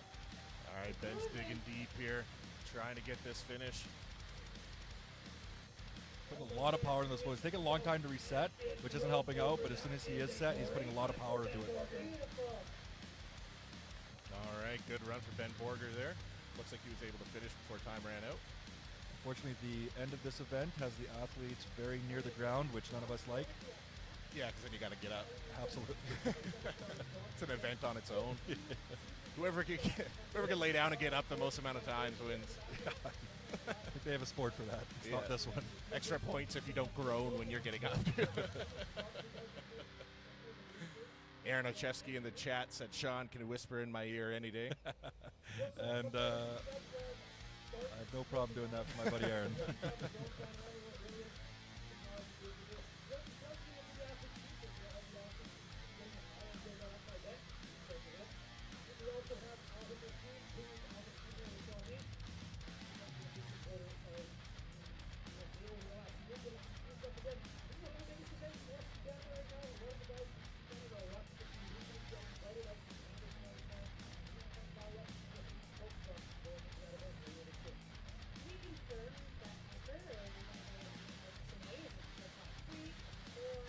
Setting up the implement. Looks like Josh Clority's coming up next, the Walrus. Yeah, Cheeseburger Walrus himself. I haven't met anyone, and I couldn't imagine a human who doesn't love Josh Clority. Yeah, he's a pretty positive fella. He's positive, he's likable, he's a sweetheart. Unfortunately, I wasn't able to get Ben's numbers off the chat graph there, so we'll see if we can get that updated next time. But here's Josh Cloherty.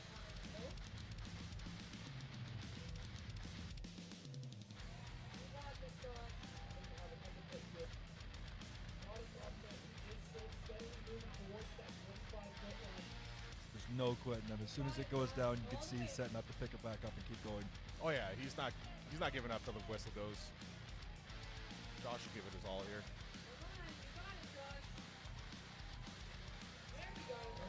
Nice run. Looks like a 3 or 4 feet left here. The back end of the yoke has to cross the line fully. Oh, yeah, that's right. Yes, it's there. All right, here we go. Moving on to the truck pull here. 30,000-pound semi here. Reeling in the rope. He's getting as long as a first pull as possible. That is good strategy. He also opted to sit before he started the pull here. Good momentum in that.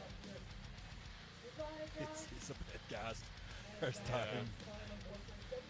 All those constant picks, like it's hard enough to do a yoke for 25 feet, but each time you pick that is a massive amount of strength that you're using as well. 100%. A lot of your ATP has gone by then. Shout out to Stacy with the fan. Just cooling him off. Remind me of that movie, The Longest Yard, where Joey Diaz was running and he collapsed. He's like, can of corn and I'll be good. Can of corn. All right, he's up and moving. Shout out to Thomas Dobson there, volunteering today. Another strongman athlete here from Alberta. Another beautiful man himself.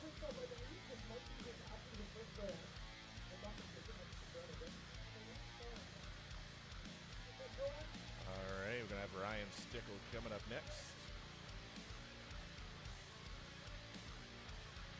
I note that these athletes aren't, you see some shows, especially American shows, I don't know why the Americans love it so much, it probably works, but these athletes don't have oxygen in the back that you'll see at some of the bigger shows. Yeah. They're just raw dogging these events. Actually, shows I've done in the US, you can buy canned oxygen from your regular Shoppers Drug Mart or whatever equivalent they might have that you can use at shows. It's I don't know if it works. I didn't notice any difference, but I think they got something going there. Yeah, in theory, it makes sense if you can get pure oxygen into your lungs, kind of perk you up a little bit, recover a bit faster. But yeah, we'll have to ask Bill Nye. Science show.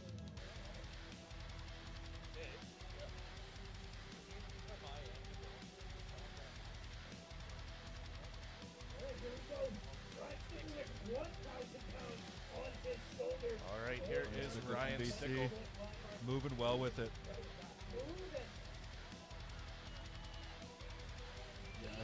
Yes. Fighting through it. Got to pick it again. Oh, no. It's across. It must have been the perfect put down. I can see it now, just an inch past the line, both sides. All right, you can see here he's standing, using that body weight to get that first Be patient movement. with it, yes. That's the thing with a really heavy start like this. Some of the athletes, they pull on it because they've never pulled this specific implement in a specific situation. They start pulling on it. It doesn't move right away. They say, "Oh shit, this isn't my day." You need to be patient with it. Let it start its momentum. Yeah. Come on, Ryan, you got this. You're almost there. You got it. Home stretch. That is a great clap. Hell yes. I'm a big personal fan of Ryan Stickle, coming up from Fort St. John, BC. It's hard to see from here. Did he finish? Yes, sir.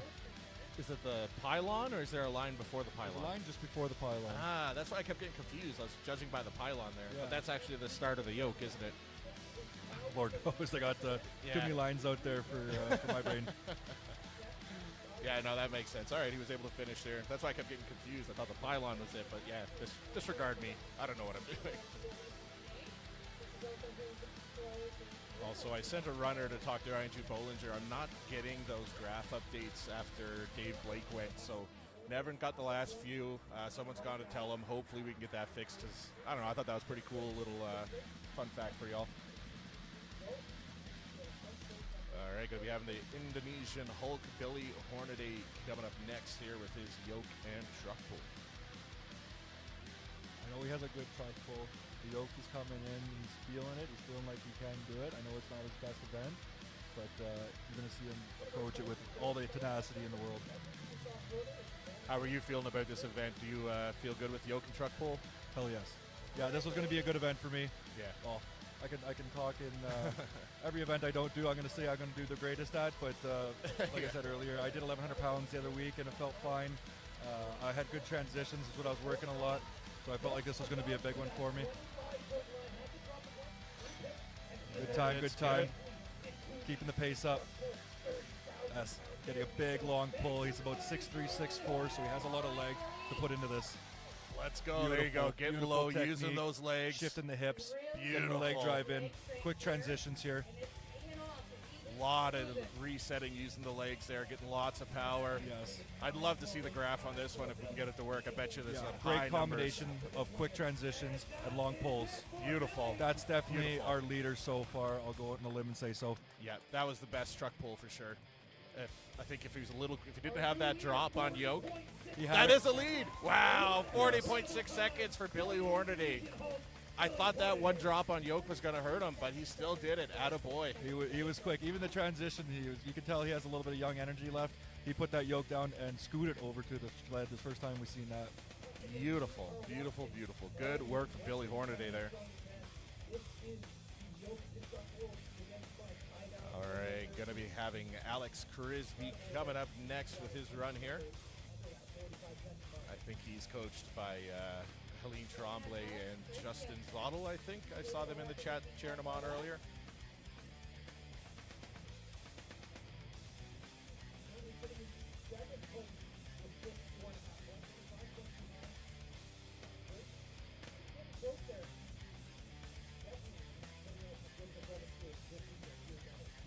See the points. It's really interesting between Billy Hornaday and Ryan Jabley for top amateur. Billy's a pro now. He broke his pro card last year.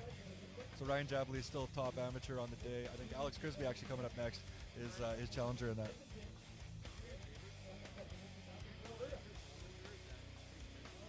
This is going quick. This is going nice. All right. That's a very good yoke. Wow. You can see he threw caution to the wind there. Just wanted to move his feet forward as fast as possible. Yeah, good work there. If he can get the quick resets like Billy did, he'll be having a good time. He's getting it moving, getting it rolling. Kind of limited the length of that pull a little bit. Yeah. He could scoot his butt down more, get some more leg drive in there.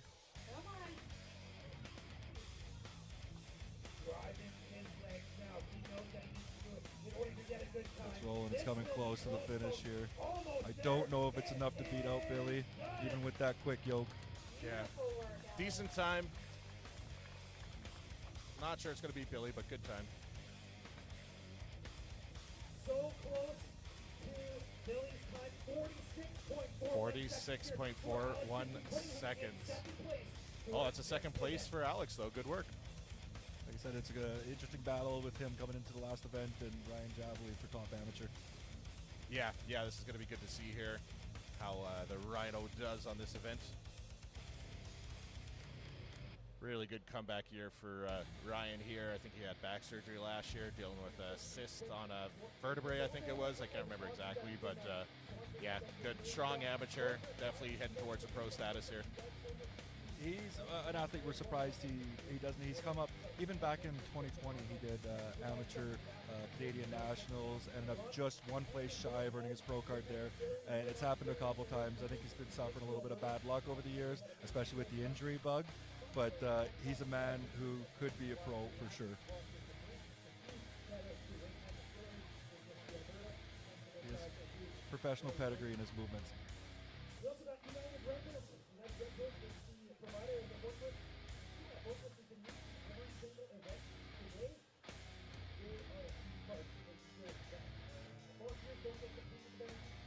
One thing you love to see if you've just had back surgery is a heavy yoke event for sure. I know he's loving this. Yeah. Really looking forward to it. But he is quite an athletic fellow, especially for how strong he is. Yep. So I'm going to love to see his transition and his hand-over-hand pull here. Yeah, and if I remember correctly, I think Ryan did get started powerlifting. I think he was a fairly successful powerlifter before he got into strongman. So he had that good, strong base coming into strongman. Absolutely, but maintained his athleticism too. I think I've said before, seeing him with his shirt off, if I looked like that with my shirt off, I would not own any shirts. Yeah. Oh, my shirt fell off. Oh, no. Yes. Like Marilyn Monroe, every gust of wind, you just flick it off. Like, oh!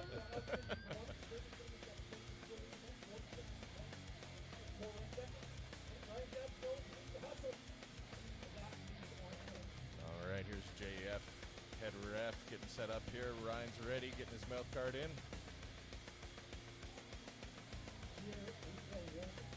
Ryan the Rhino Jabbly. Get it settled. A lateral movement in it. Steady, babe, all the way.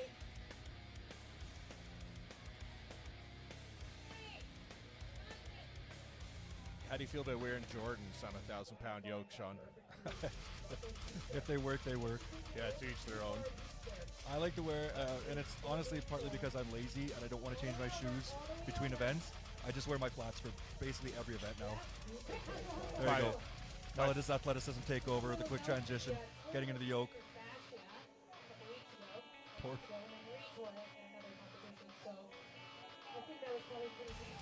And gonna go to angle on Ryan here. Some of the helpers are in the way a little bit, but he's doing his best there, getting the truck moving. Use those legs all the way. Mrs. Jabley just saying that he tore his plantar fascia. That's a ligament in your foot just recently, so that yoke must have felt just beautiful for a man who's not only just had back surgery in the last year or two, but tore his plantar fascia recently.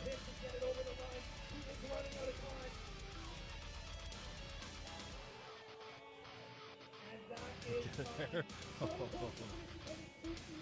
Oh gosh, didn't quite get it there. Yeah, about 2 feet off from the finish there. Definitely gave it his all.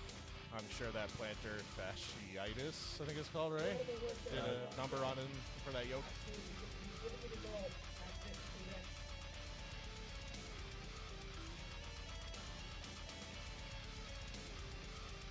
All right, going to be setting up now for Mr. Austin Ryan coming up next here.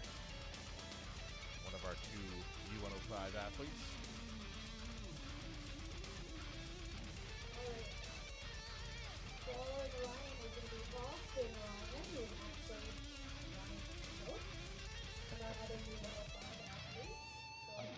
Very interested as a U105 athlete how he manages this. It's not a matter of if he can. I know he can, but they don't train for this usually. The weights in 105 pro, even the pro shows, are lighter than this. They're not 1,000-pound yokes. They're usually shooting around 800, 850. So this would be a new stimulus for his body, maybe.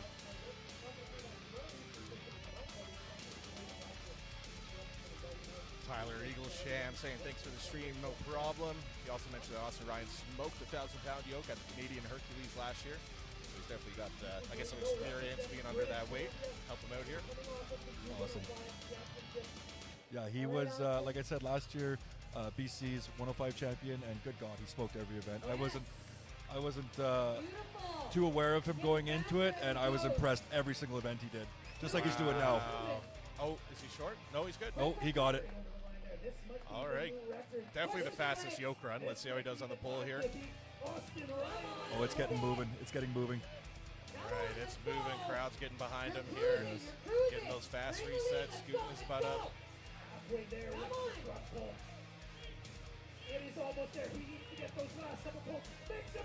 This is challenging Billy for the lead here for sure.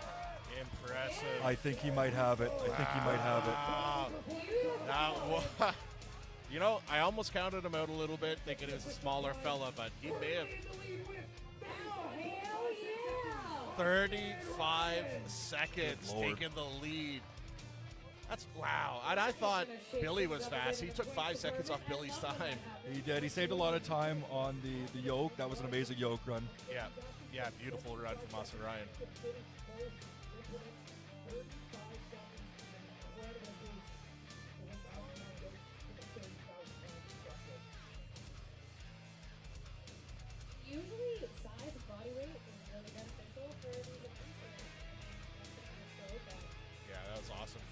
run from Austin Ryan there, taking the lead in this event where you would think body weight would give you the biggest advantage, especially on that truck pull, but Austin going to show hard work pays off.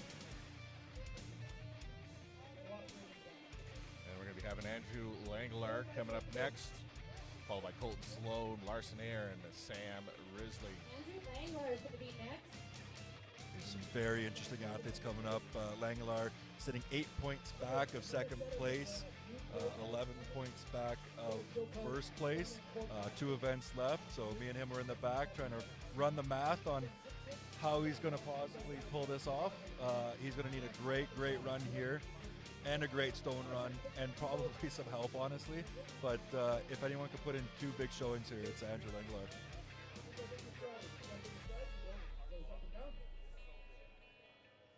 Here we go. We're going to see some big numbers here.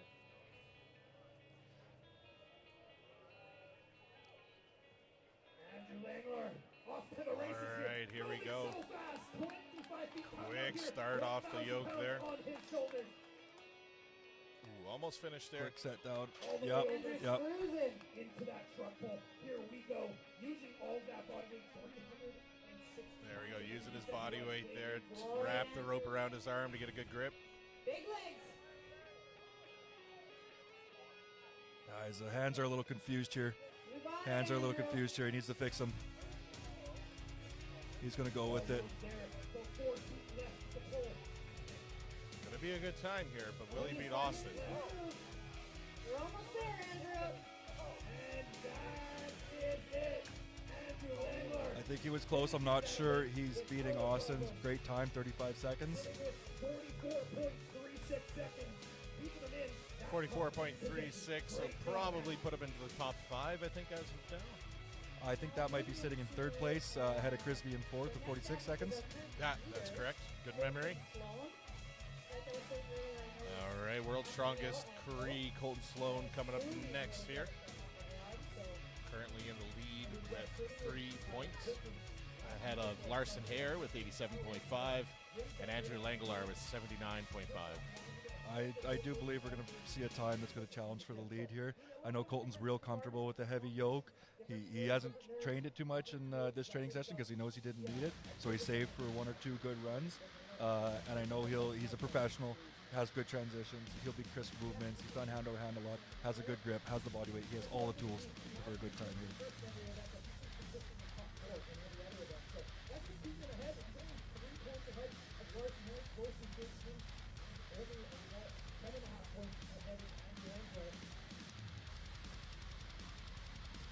All right, yeah. And as we mentioned, the real battle between Andrew Langelaar and Sam Risley. Andrew sitting in 3rd with 79.5 and Sam with 75. See if Sam can jump into the 3rd place finish there.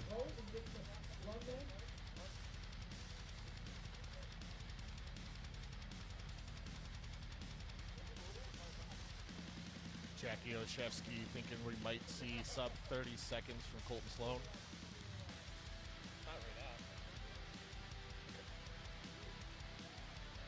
Here we go for Colton Sloan. All right, Colton Sloan getting under the yoke here. Let's see it.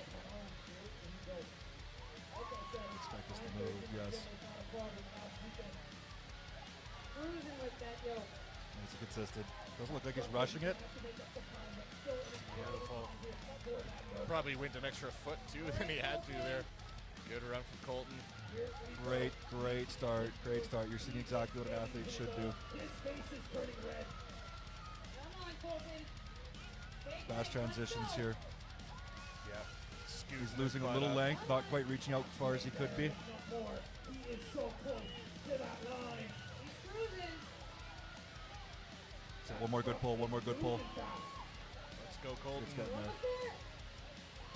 There you go. That's time. We are Colton with an incredible time. Let's go over the field goal and get the official time for what Colton got to see where he's at.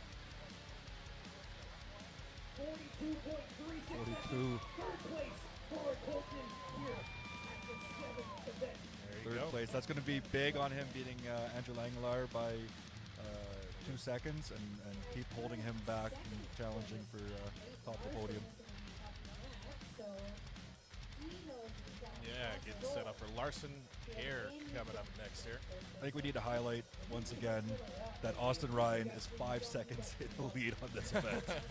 What an animal. Yeah, very impressive. Now, Lars did have good quick feet yesterday in the Rig Pig Denny walk. Was able to get 605 pounds across 50 feet fairly quick. This obviously is a lot heavier and a different lift, but he's comfortable under pressure. So we'll see how he does here with this 1,000-pound yoke.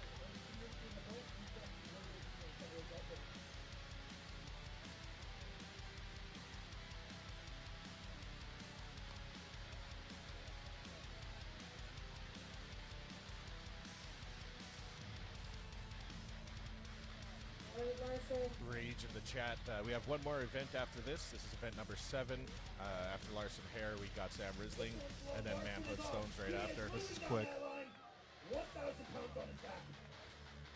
Very upright posture for him. Shuffle to the left, but he is recovered. Yes. Oh, he's good. He's good. It's good. That's Yeah, that sucks. I think he felt it slide. He did slide, but I think the slide began just over the line. Yeah. See how strong he could be here and get this pull done quick. Big close, big close. That truck is moving. Good pace on that truck. I think this is probably one of the fastest times you've seen in the front portion. Come on, Larson. Yeah, strong pulls from Larson here. Very interesting how this comes down against Colton Sloan. Remember, Colton was a 42-second time. 46.41 seconds officially. Colton's going to edge him on that one. What time was Colton's 46? 44. Oh, so close. I think that puts him just back of Alex Grisby, Good job. You guys are and probably 3 positions back from Colton Sloan. All right, last athlete to go here before we move on to the Manhood Stones. Mr. Samuel Risling. Sam Risling from Saskatchewan. The caveman, Sam Risling. I don't think he's allowed to cut his hair or his beard until he wins this show. Hopefully he does that this year. Yeah, if he has another year growing, he's going to cousin it by the end of it.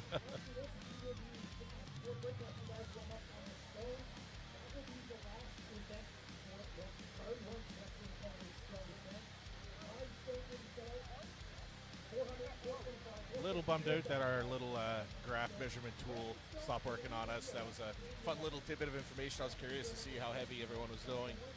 Maybe be able to get that fixed up for the next show here with ASA. One last guy to go. Sam Risley. Make some noise for Sam, folks. All right, Sam.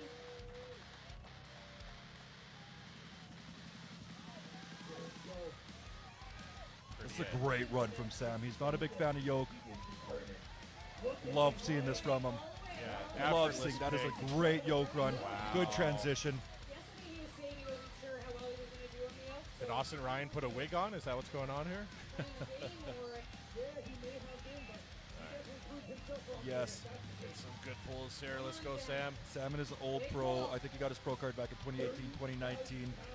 He has all the technique of an old pro. You can see it. Look at the speed of that truck. Gonna get a speeding ticket. That's some good speed. This is gonna be a good time. Great time. I think he might have taken it. I think he might have taken it.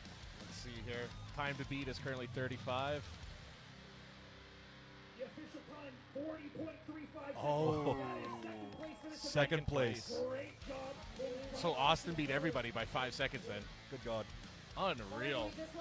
Unreal. That is awesome. Now, it's notable, I think Langelier got 44 seconds. He's probably about 3 positions back. And I think he was sitting 3 points ahead of Sam Risling. So that battle for third spot on the podium and the last spot heading to CSM this year is going to be amazing coming to the Stones.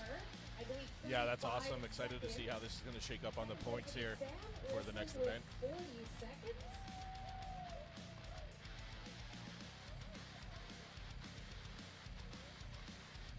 All right, are we doing this t-shirt toss? All right, they're just going to be doing a t-shirt toss here. And we're going to be breaking down, getting ready for the Manhood Stones. So we're going to go quiet here. I think Bailey's rounding up some athletes for some interviews. So we'll be back shortly with a couple interviews for y'all. And yeah, stay tuned.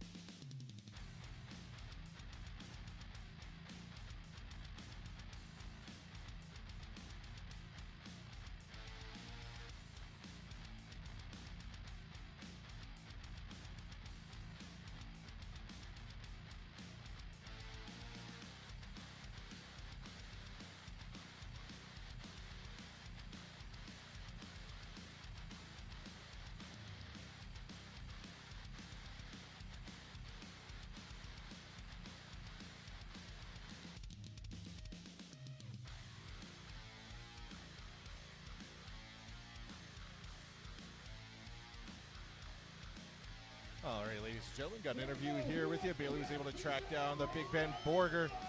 So let's see what Ben has to say. All right, so we just finished with the yoked into arm over arm. That was a crazy event. I have Ben here now. He's our Alberta resident. He won Alberta's Strongest Amateur last year, and so he's been dabbling in the Pro-Am circuit for a couple years now, and so he's going to make his way to Nationals this year. Huge finish in roughly about 60 seconds for this event. How did you like having the two girls on the yoke there? How did that feel? I mean, I don't know if I really noticed too much. It was fairly heavy. It was a little bit, I ended up going sideways at the end. I mean, yeah, having the women on there, yeah, it was fine. I mean, I don't know. You just focus on the yoke and the weight and didn't really notice too much. Did you find that big truck being a little bit intimidating? I don't know if you've done an arm over arm in a competition before or not. Yeah, I have. I thought it was going to be easier, to be honest. Last year we had that same truck, but I think it had the longer bed on it. But that was for like the harness pull. So totally different. Event 7, end of the second day. It's pretty. Well, the fatigue's definitely building in. So it was a major challenge. Yeah, event 7. Yeah, that's very taxing on the whole body, starting with the yoke and then having to do a grip. And now you have to go into stones for event 8. Technically event 10, if you can consider your supersets. So what's the goal and what's the plan for stones then? Survival. I do survival. I just want to get the 400, get some points on the board, play it safe. I mean, over the weekend, I unfortunately had a couple zeros on the overhead, so I'm just trying to kind of get whatever points I can and survive. And then in 2 weeks, I've got provincials, so just kind of on to the next thing. Yeah, I don't want to blow up before provincials. Just try to stay in one piece and have fun with the Pro-Am, the Pro Boys. Anybody you want to say hi to that's watching the live stream? Yeah, probably Berkeley and Marlowe and Mac are watching. My kids, my wife probably is too. So hello to everybody. I wish all you guys were here. It's such a nice day, but so awesome to see Ben here at Western Canada's Strongest Man here in Devon, Alberta. Thank you so much for coming out, and I guess we'll see you in 2 weeks. Yeah, absolutely. Thank you. Great, thanks. Love it. Thank you, Bailey. Thank you, Ben. Get another beautiful interview in there. I think Bailey might be getting another athlete here, but stay tuned, and we'll get that lined up here shortly.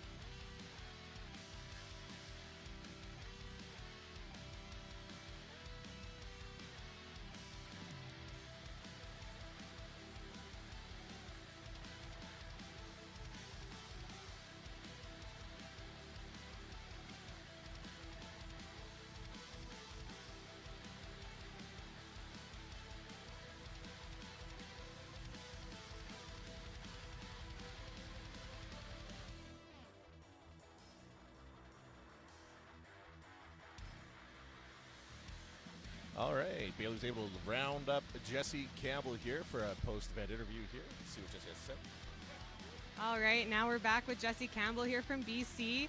Jesse actually just competed last weekend at PSL U105, so that was down in the States, and now he's back here doing an open show, Western Canada's Strongest Man. Do you think it's a little bit easier going into this event? Did you feel primed because you competed last weekend, or are you tired? Definitely tired is the operative word here, but I will say just sport strong, we have so much variation, even though there were some events which were similar to PSL. I felt a little bit more primed going in terms of these were new events, felt familiar, but every day is a new day, right? We don't know how we're going to perform, and certainly feel that way today. So you finished this yoke into arm over arm in just under 75 seconds, so like definitely a buzzer beater, which is awesome. Did you find a difference with the yoke at all with having the girls on there, or maybe similar to like a car yoke or a hay bale yoke? Just felt like a yoke to me. I mean, main difference here was just getting used to the road, getting used to the run with minimal warm-ups. And then, yeah, sort of trying to manage some injuries going into loading up 1,000 pounds in the back. Yeah, that's a lot on your back. Yeah, you've been around in the sport for a while, but you kind of disappeared for a little bit, and then all of a sudden you're just killing all these like international shows and these open shows now. So it's nice to see you back. Yeah, I mean, in May long weekend was actually my 10th year in the sport, and so decided, you know what, I'm kind of tired of cutting some weight. If I'm doing an international show, any bigger shows, I'll definitely sort of make that effort. But I want to come out here, try a circuit show, have some fun, and yeah, you guys do a great job. I'm having a lot of fun so far, a lot of great athletes, seeing some new and familiar faces, and yeah, excited to encourage the next generation of the sport. Yeah, congrats on your 10-year anniversary. Mine was just in March as well, so it's just great because we're not that old. Like, are you even 30 yet? I turned 32 this year. Okay, so yeah, we're still young bucks and we're still that next generation, but then looking at other athletes here that are still in their mid-20s, haven't hit 30 yet, and yeah, it's amazing how strong everybody's getting, but definitely being a vet in this sport, you can tell like little things that you've done, even on your arm over arm, little techniques that maybe guys can pick up on after just watching. But I was saying to Sam earlier, like every competition that you do, you always learn something new.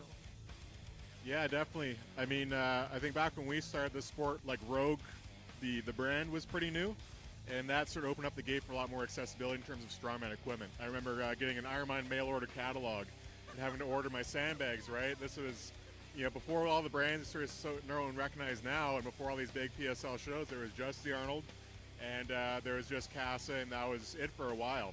And it was actually, I remember Googling on, I can't remember, some old forum where all the images were deleted, guys talking they've been competing for the past 10 years, they kind of fell off the map. Then me and my friend were just training our backyard, you know, hauling literal garbage around, right? And went up, oh, there's a strongman comp, I want to try that out, we won.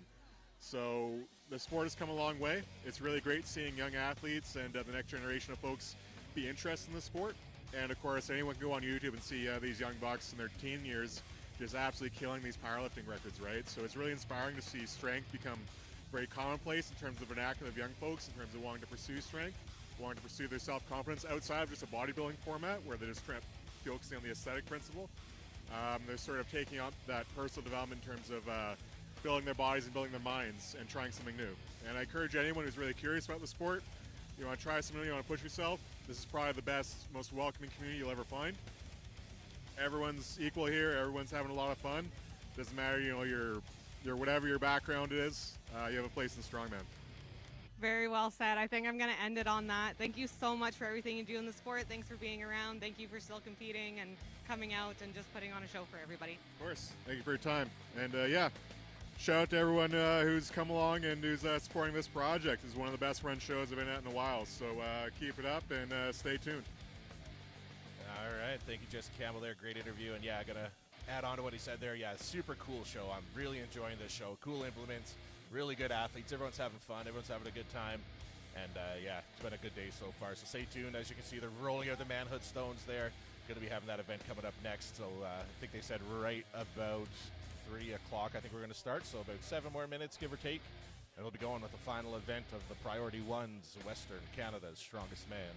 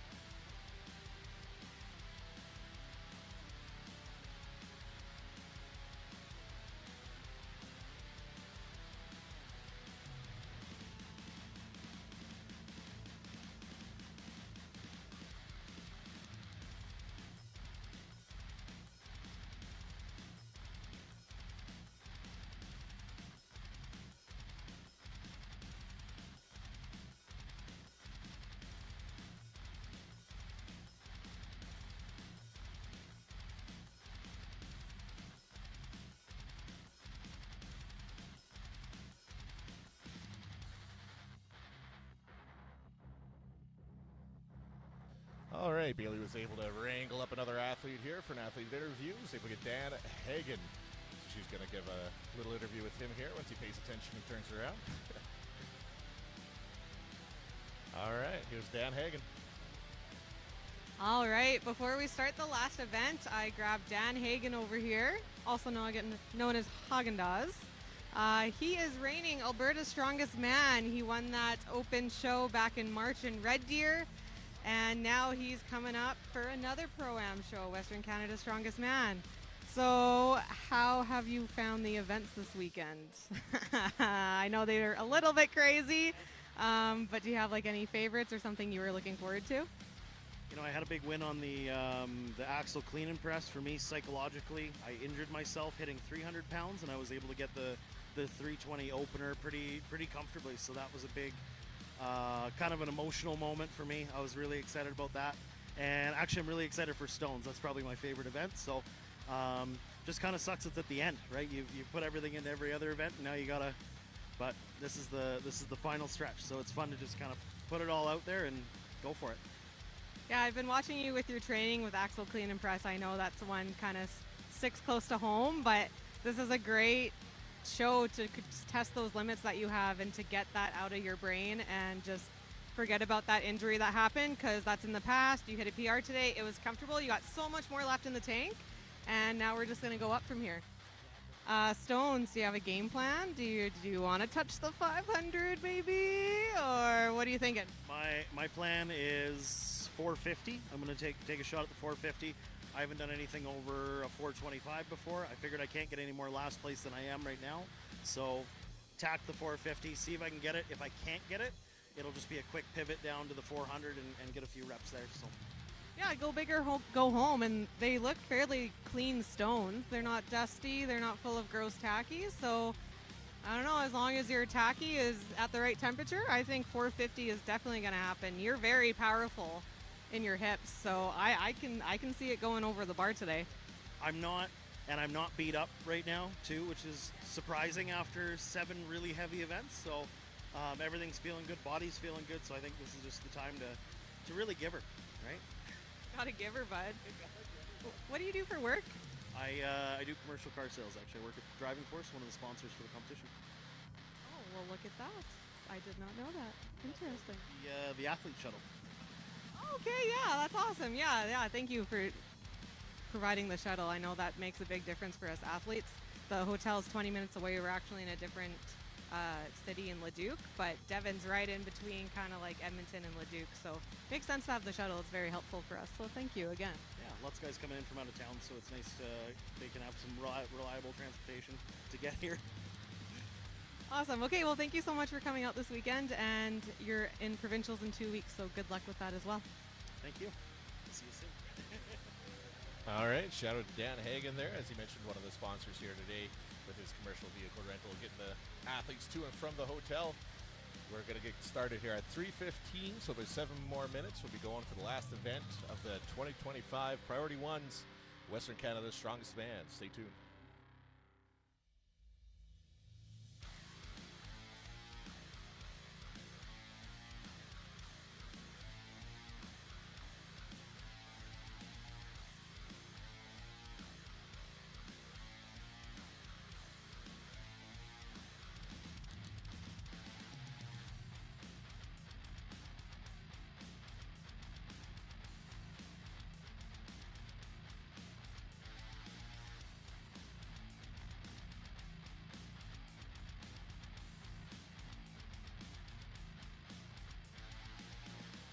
All right, another interview here before we get started with the final event of the day. Bailey was able to wrangle up JF Caron. All right, guys, so before we start the last event with Atlas Stones, I was able to grab JF when he just had 1 minute to spare before we start. Thank you so much for flying out east and helping us, being our main judge for the weekend for Western Canada's Strongest Man. What do you think about these crazy, unique Alberta events? Do you see things like this back in Quebec or even at World's Strongest Man? Yeah, it is a very great event. We have good weather also, this weekend, a big lineup. 17 athletes. Unfortunately, we have 2 injured this weekend, but, it's part of the sport. But really awesome crowd here in Devon, close to Edmonton. and I'm really pleased to be here to be the main judge. And you know, it's one event to go and nothing is played. You know, you have some big points gap, but with 15 athletes, you never know what can happen. You know, some zero are possible at that one, then everything can change. You know, the guy fighting for a place for Canada's Strongest Man competition later this season at the end of August in Quebec province. Then I wish the good luck to the guys, and I hope to see maybe some kind of record today in Atlas Stone. We have a big set of stones from 400 pounds to 500 pounds. Then everything is still possible. I know it was a big weekend for the athletes. You know, 8 events in 2 days. But the weather is great. You know, it's not too warm. You know, like it's sometimes in the summer. But I wish you good luck to all athletes, and thank you for everyone for inviting me here. You know. Of course, yeah, we'd always love to have you here, JF. Do you think we're going to see any 500 stone lifters today, or do you think we're going to play it conservative? I know the top 4 guys, they're all fighting for that podium spot for CSM. I know they really want it. Do you think somebody's going to really try to pull something out, or what do you want to see? Yeah, I want to see for sure, but I think the guy will be more conservative. We see that also during the weekend. Maybe the guy's example at the Axel Max can go a little bit heavier, but they just secure point and follow the leader, you know.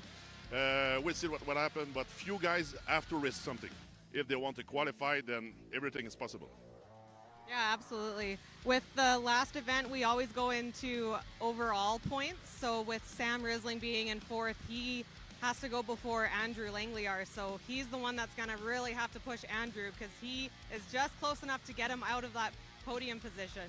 So I guess we'll see what he's going to do. He's a very, very amazing athlete. He got a little offended. I didn't call him small. I just said he wasn't the biggest one here. But then he went and pulled out an event win for Circus dumbbell. So I'm very, very excited if what he's going to do for the crowd and for just the competition and for himself in general on these stones. Yeah, I think you have a good chance, you know, and you want to come back to CSM. You know, he came in the past, you know, a few times competing in Quebec for a Canada title. But he knows it's possible, then he have to take a big risk and succeed, you know, a big stone lifting and put the pressure on Andrew, you know, and see what happens. You know, everything's possible. It's still at that moment. Awesome. Okay, well, we'll get you all set up for stones, and we're going to start in about 5 minutes, I think. So I'll let you go. And again, thank you so much for coming again, and we'll see you at CSM. Thank you, Bailey. Thanks. Awesome. Thank you, JF Caron, for that interview. Thank you, Bailey, once again. As I mentioned, about to get started with the Manhood stones here. Stay tuned. We'll be right back.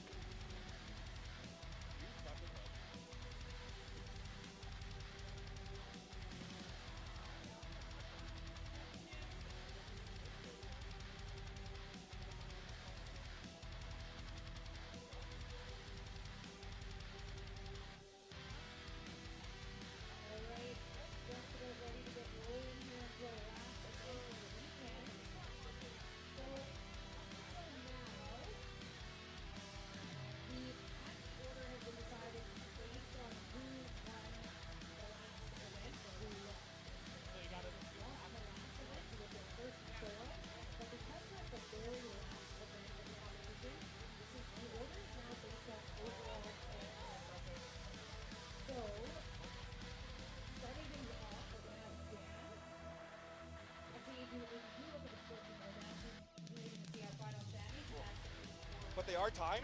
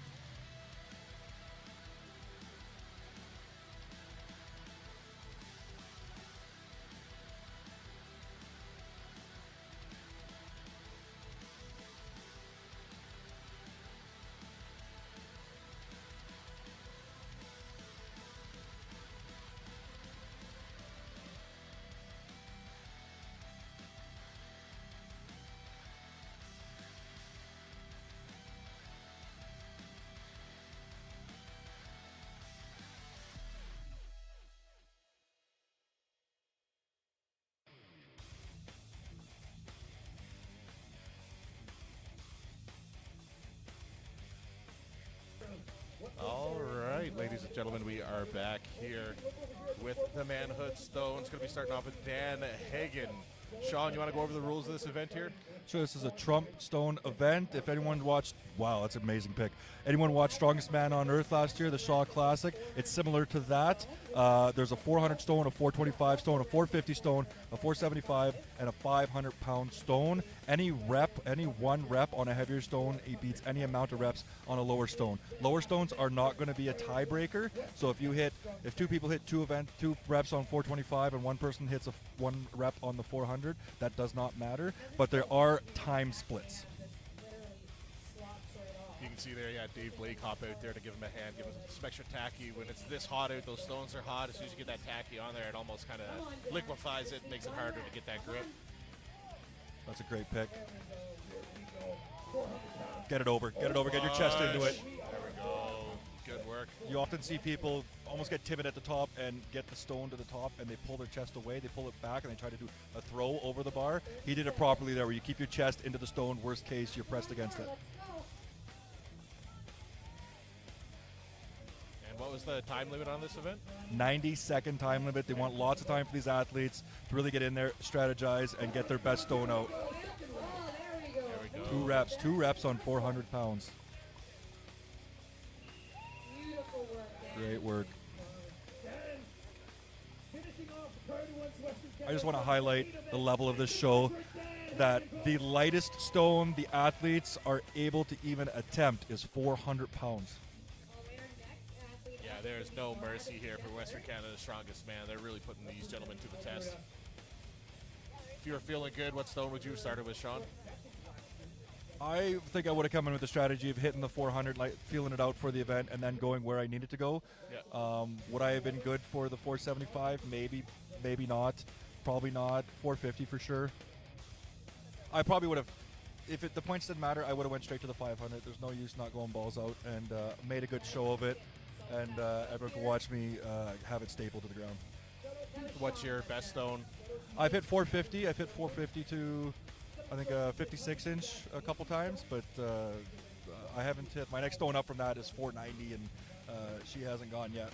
56, that's a high stone. Yeah. This is 48 here, if I remember correctly, correct? Yes, sir, yeah. All right, here's Big Brad Shepard. Looks like he's going to be going with that 400-pound stone first.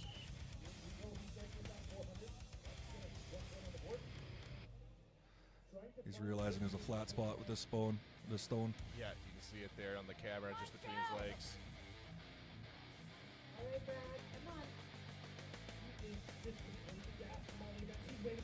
All right, he's going to call it there.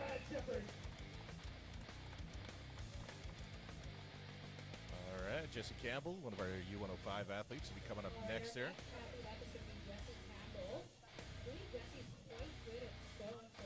Jesse Campbell is good at stones. Can confirm. I believe he's hit a 440, 450. I know he had a 415 at one of my shows with lots of room. Did it twice in a row, just for the shits and giggles of it. So it looks like he's going to be looking at the 450, and I think there is a good chance at him getting this. Tacky selection is going to be big today. It's pretty warm out here. It's 26, 27 degrees in direct sunlight. So you'll want to go with one of your thicker, higher grade tackies. Yeah, those at home that aren't too familiar with it, it's basically a kind of thick industrial glue, and they do make some that are different for different temperatures outside. Obviously, as you can imagine, if it's really hot, it's going to be a bit more viscous, not actually provide the tackiness we need, so having the proper tacky in these events is really key.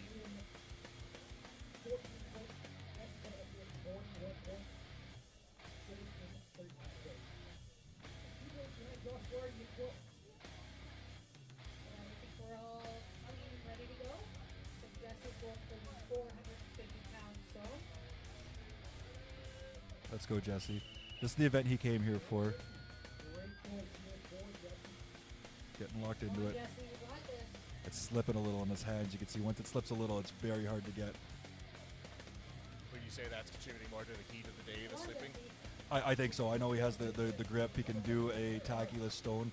I think it's just the specific tacky selection, the specific weather for the day. Yeah.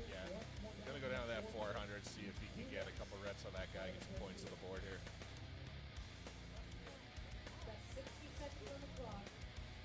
Lots of time. human nature is often that these guys will come and hit the stone that they think they can get. Their best case scenario in training, a little fresher, in conditions they understand, and not quite conceptualize that this is the 8th event of a 2-day show in the sun, and they might be a little less than they were before. Yeah, absolutely. Looked like he pointed at his left SI area. Yeah, he's disappointed with that, understandably. SI are the 2 least favorite letters in the strongman's lingo. Yeah. That's sacroiliac, right?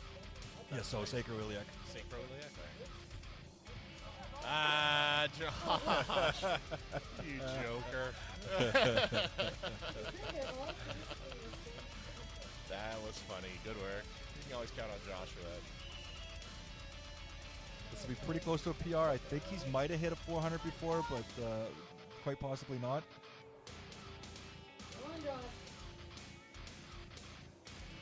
See, he also opted to tape his forearms to help with a little bit of grip on that stone.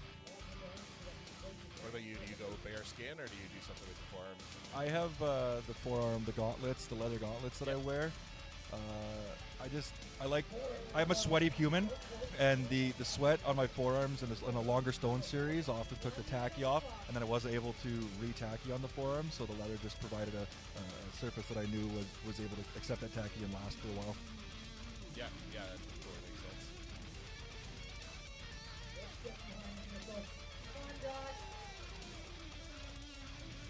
Struggling a little bit there. The argument the other way is that you know where your skin is. Often it stays attached to your body, whereas the leather gauntlets and the tape is liable to move, slip down. Yeah. Oh. So close. That was it. Yeah. All right. Good work, Josh. Love it. Always a pleasure to have Josh out at these shows.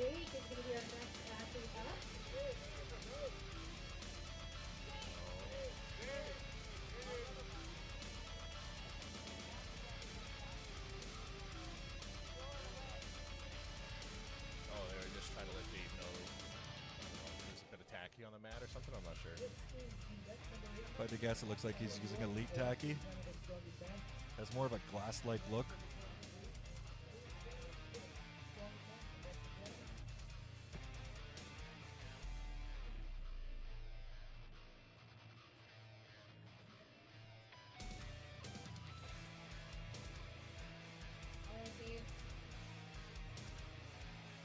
All right, handsome Dave Blake here, getting ready on that 400-pound stone to get things started.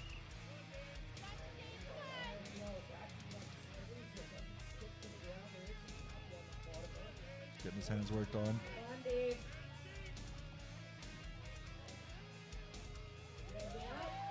it is.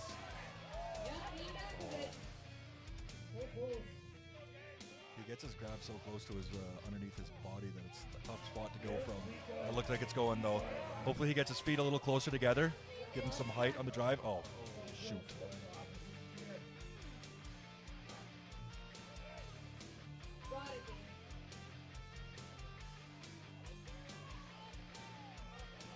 So close there for Dave. 45 seconds.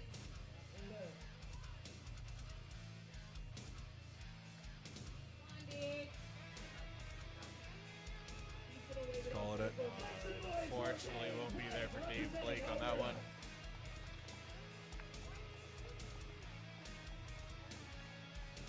A little bit. Do you want me to shoot you? If you want. All right, we got Big Man Borger stepping up to that 400-pound stone now. Having that height is a big advantage in these events as well, getting it up over that bar.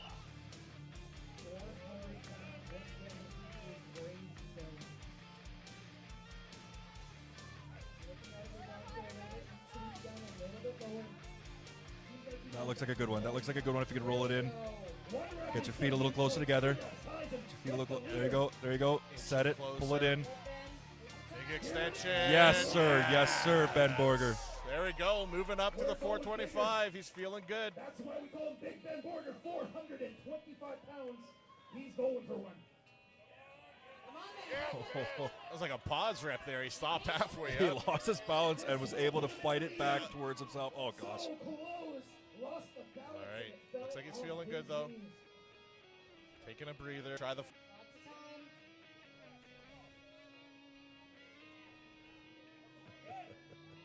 I love the optimism that 3 big breaths will be the solution. That's all it takes. Can of corn. I'll be good. All right, Ben able to get that 400 rep. Pretty easy, though. Going to buy himself some points there. Ryan Stickle's training stone, I believe, is a 260. And that's the heaviest one he has access to. So, oh wow. I don't know. I don't think he's done this heavy. So this might be a 140-pound PR attempt.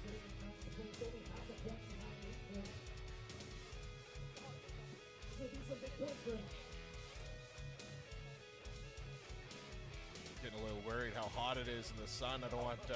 Hopefully we don't overheat anything with the stream, but we're just about done here.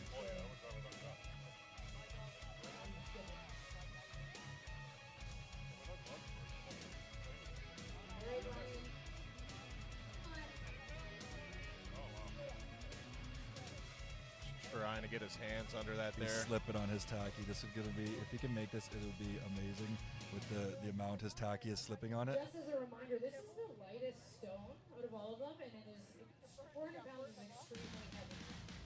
Well, it's also 8 events too. You guys have put a lot out here. They are tired of this work too. Yeah, but it goes in the rock and then you see like 500 pounds. So that's true. So close there. 45 seconds left for Ryan.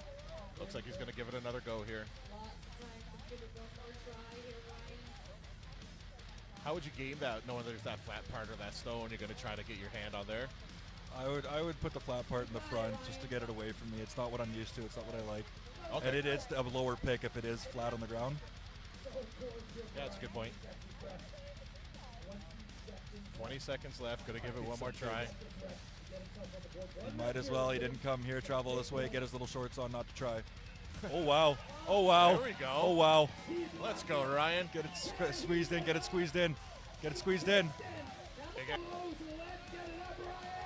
He just doesn't have the grip on her. So close. Attaboy. Good day for Ryan, though. Great overall Loved day it. for Ryan Steckel. So close on that one. All right, Austin Ryan. All right, Austin Ryan coming up next here.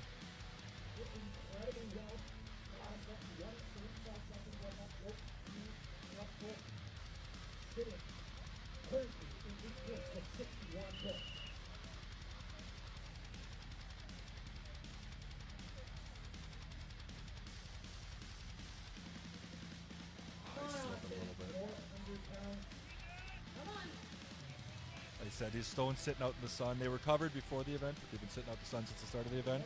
They're going to be quite warm, and they're going to fight tacky that's not thick enough. Yeah. This would be a situation for your hot weather elites, your Cerberus grade 4s. But that's not stopping his focus here. One rep is big points. He's transitioned a little early there. Had to get a little higher before the lean back. So close. Lots of time here, Austin. You got this. It's just so difficult to diameter there. He's waving it off. All right, he's going to call it there. Austin Ryan, good attempts. Not going to get the rep on that one. Coming up next, Ryan the Rhino Giaboli. Currently sitting in 7th place, 1 point behind Alex Christie, who's now the leader in the amateur.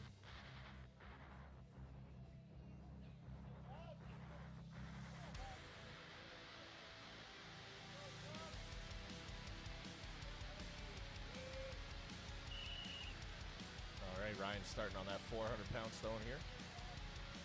Not too familiar with his training, if he's been working with 400 stones before, do you know? I am not sure.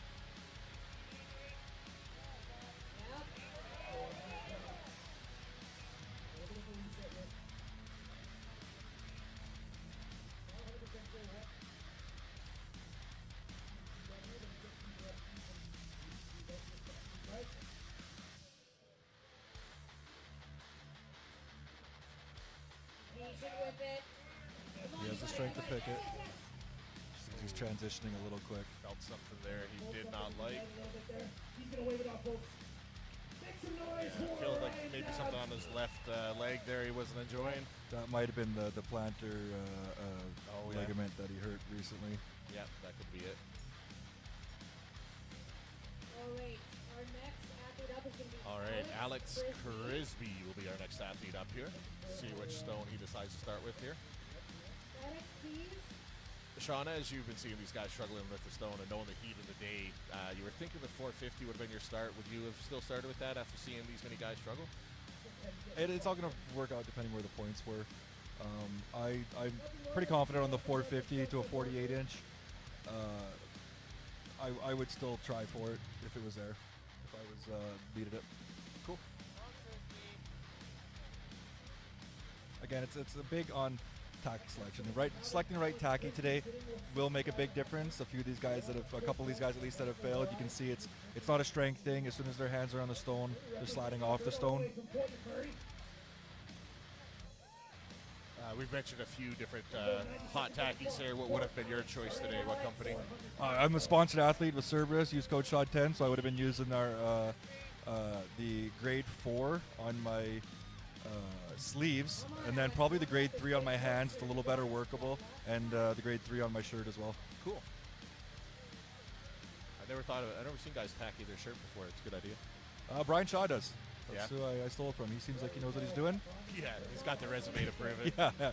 I used to have a bit more of a gut that I used to wear a belt underneath. I put the gut on top, and then didn't need any tacky on the shirt. But since I've lost my gut, I've been going beltless and relying on the shirt almost a little bit to tacky it too. I haven't been brave enough to shave myself and go straight bare-chested fury, but I might be working that way eventually. There it goes. There it goes. Nice. Oh, slip forward there. I was going to say, that's what you get for getting healthy, you loser. Keep the belly. All right, Alex, really close there on that one. There we go. Yes. Be patient, Alex. Patient. There we go. That's going. Let's keep into it. Keep into it. Drive into it. Attaboy. Attaboy. Nice, he gets it. Big points for Alex Crisby. Nice. That's awesome. 15 seconds. Yeah, I think he's good. Good show from Alex there. Yeah, it's looking like about half the field is going to zero this event, which is probably about expected. Not just the heat of the day, the length of the show, but a setup like this where people sometimes overestimate their abilities. It was going to end up about half the field was going to no rep. So 1 rep on that light stone is big points. Billy's loaded. I know at least a 415 stone before. He is a good stone loader. I think this is the right stone for him to start on. Yeah, 425 to the lap here. Up and over. Easy, Beautiful. easy, Good work. easy. He's going to go. Easy. He's getting the crowd behind him, moving on to the 450. 2 reps on the lighter stone. Come on, Billy. 450 pounds. Yes, yes. Oh, just a slick on the hand. That isn't a strength thing. Got tons of time. Let's go, Billy. Got lots of time, Billy. There it is. Nope. Nope. So Take some air. close there. Take some air. He does have lots of time. Going to try to get a second rep on that 425 here. He is in the lead already with 1 rep on this 425. Yep.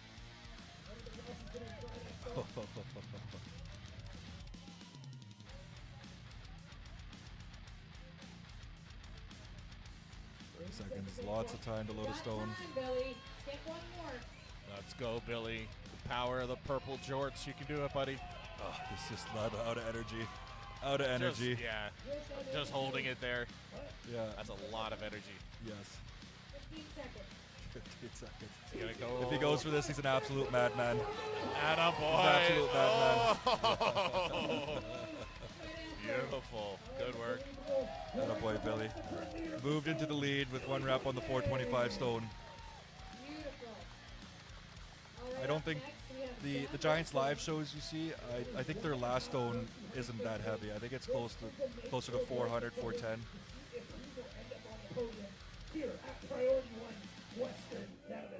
This is Sam Risling's in 4th place, 1.5 points back of Andrew Langelar. So he needs to put up a rep that he hopes Andrew can't match. Going straight for the 450. See how he does here, one of our shorter athletes as well. See how this 48-inch height helps him or hurts him? Yes, he is a good stone lifter. There we go. He's loaded over 400 several times before. I don't know if he's ever done 450. Inching a little closer. I don't like that it's far away from his hips. Wow! Yes. Sam Risling feeling good here. That was great. Great power in an odd position. You can tell he's a squat champion with the amount of quad pressure he was able to put on his tiptoes to get that final push over. Beautiful. Lots of time left here too. Could definitely get a second rep of this 450.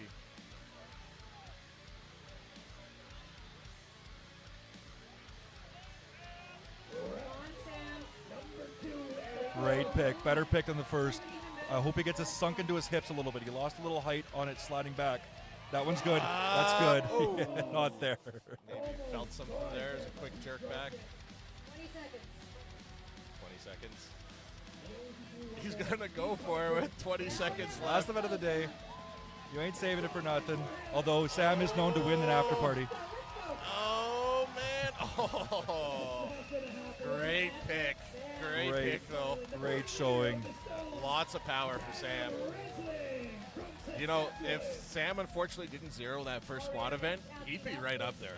He'd be well up here. Yeah. But this is getting interesting. Andrew Langelar either needs 1 rep on the 450 or 2 reps on the 425 to, at this point, stay ahead of Sam Risling in 3rd place and book his ticket to CSM. Beautiful. I love that you're good with quick math because I wasn't paying attention there. He's standing in front of the 450. I do like this move because he does risk, if he goes 2 reps on the 425, that someone else hits the 450 and gets in between them. Yeah. So this is it. This rep guarantees his trip to CSM this year. Oh. Audible gasp. And he makes gets it anyways. What? Oh my God. You're already there. 500, buddy. People try to cheer him on to the 500. Yes. I can't believe he fell back, recovered, and still got the rep. That was unreal. That was a little breakdance move. He caught himself backwards. Looking very strong here. Strong pick. Wow. He could get a 3rd. What an absolute adult of a man. 45 seconds. He has time. He's moving up a little bit. Is he gonna try it? Yes, sir. Calling his shot. Man, I am excited. 500 pounds. Andrew Langelar, will he do it here? Get it up, get it up. Oh, it's heavy. Oh, he's good. That was a bold move. And it started to move. If he came out straight to the 500, maybe it was there. He didn't need to do it. That might be something he finds that stone wherever it may live later in the day and attempt to give it a go. In the year, I should say. All Guaranteed right. his ticket. So the current standing best is 2 on 450, correct? Yes, sir. Yeah, 2 on 450, second place, 1 on 425. Larson needs, I think he might be coming out here straight to the 400 because he wants to make sure he does not zero this event and give Sam Risling his place on the podium. Yeah, bit of gamemanship there, knowing what to do to kind of secure a spot. Yes, sir. Yeah, this would be a situation where I look to the 400 stone to guarantee my spot, and then goes balls out. Yeah, smart move for sure.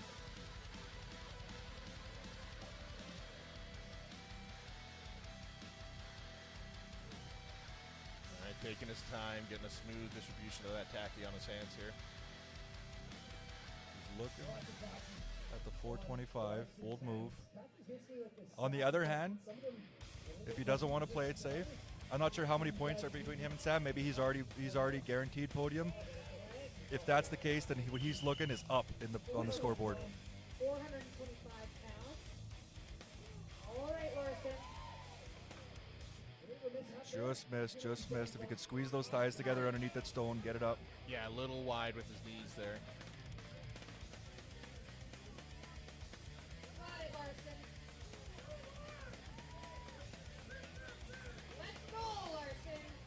Crowd getting behind him here. They want to see Larson get this. So close.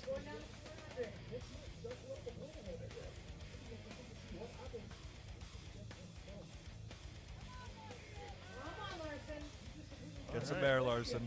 Yeah. You're not saving it for anything. It speaks a lot to Strongman in Canada that two WSM athletes, including WSM legend JF Caron, is out there handing off some advice mid-event. Yeah, it's beautiful to see. Crowd getting behind Larson here. We all want to see him get it.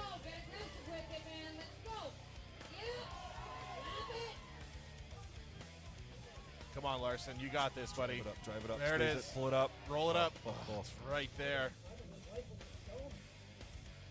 That's, event number 8 after 2 days. It's super hot out there. Sun is burning. 10 seconds left. This is it. He's not happy with that. Very Interesting. disappointed with it. That's a Interesting on the points. big shake up there with the points. That's huge. He's upset with that. You feel for the guy. I think he was safe on the podium, but I want to see those points to make sure. Colton, I can almost guarantee the strategy here. Colton's going to come out, secure his spot with that 400 stone, and then see what he can do. Yeah.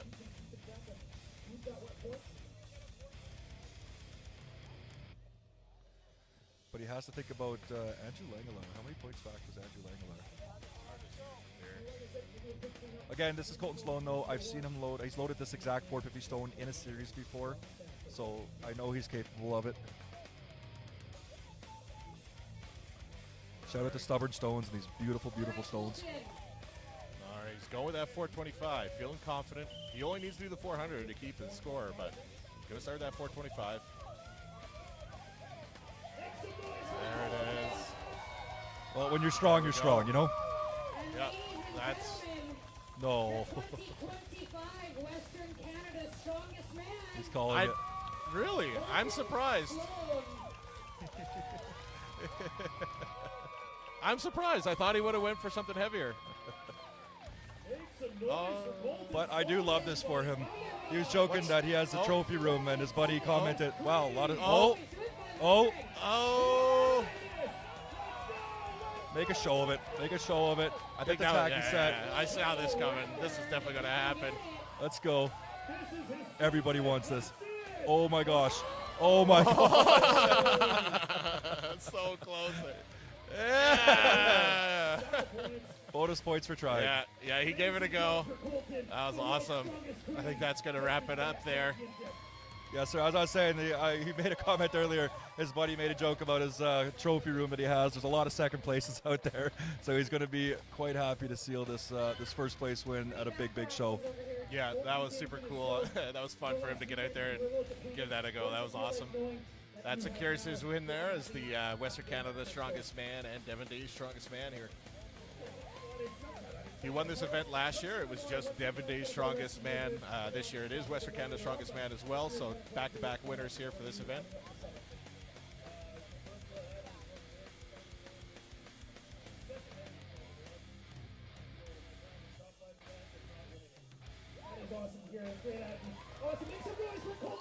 All right, Colton Sloan, ladies and gentlemen.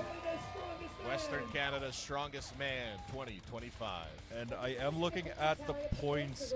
I personally am tallying Sam Risling up into the podium. Colton has a special message for his best friend, James Jeffers. He says, find a phallic object and make love to it. Yes. I'm glad that you put that in the PG-13 way. Jeffers could read between the lines on that one of what Colton actually said. Great rivalry there. Those are two of Western Canada's strongest men ever. Yeah, that's awesome. All right, yeah, that guarantees Colton's first place winners, but I'm definitely excited to see how things shake up here with the top 5 placing. A big upset from Larson there, unfortunately zeroing that stone event. No one really saw that coming, so we'll see how things shake out here. Quick math has it Andrew Langlar in second and Sam Risling in third. Unofficial. Sam drinking a beer. I got that on camera.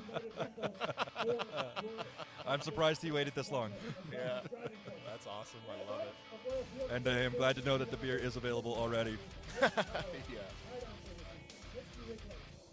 They're just giving a shout out to all the sponsors here. So we're going to be taking a little break here and going to come back with the final standings here shortly. So stay tuned. We'll be right back.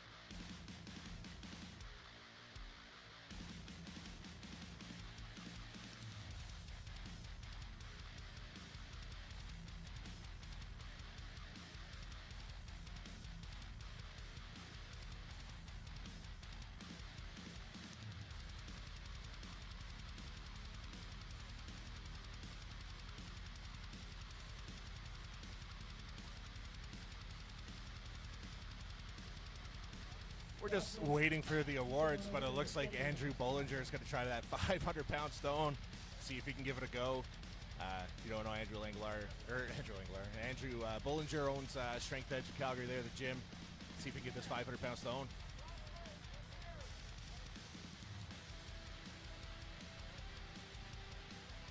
Just waiting to give out the awards here, Andrew. Decided to put on a little spectacle for us.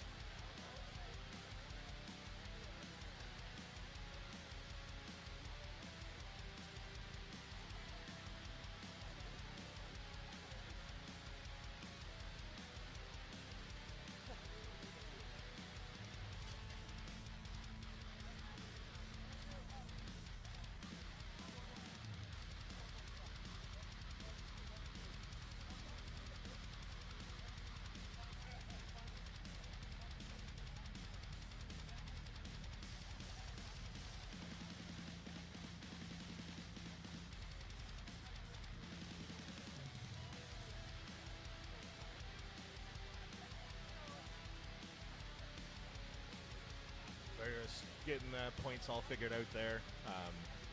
We got the points all right. They just got to print it off right. It's printing off the old numbers. But, yeah, they just talked to Andrew about that here. But he's going to give this a go and see if he can get this 500-pound stone over 48 inches.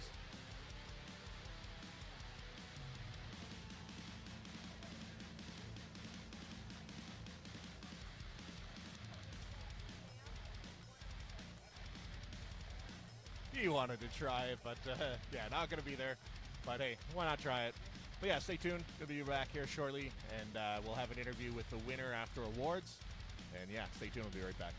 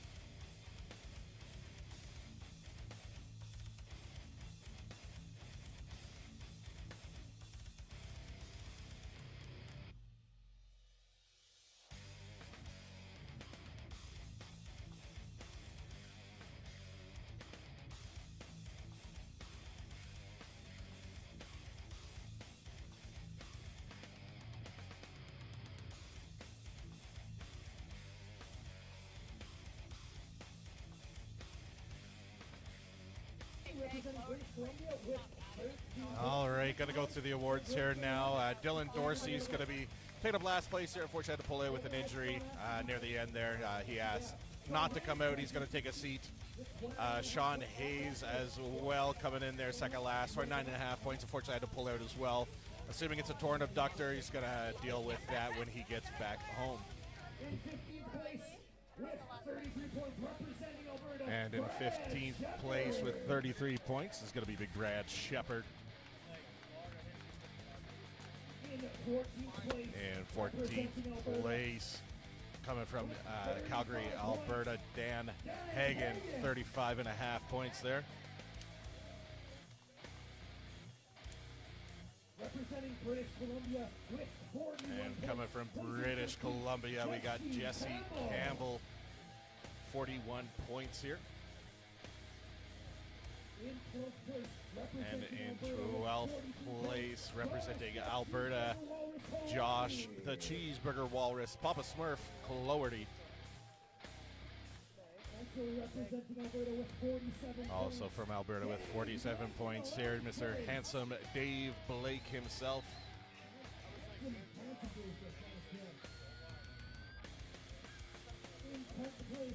And in 10th place with 60.5 points coming from British Columbia, Mr. Ryan Stickle.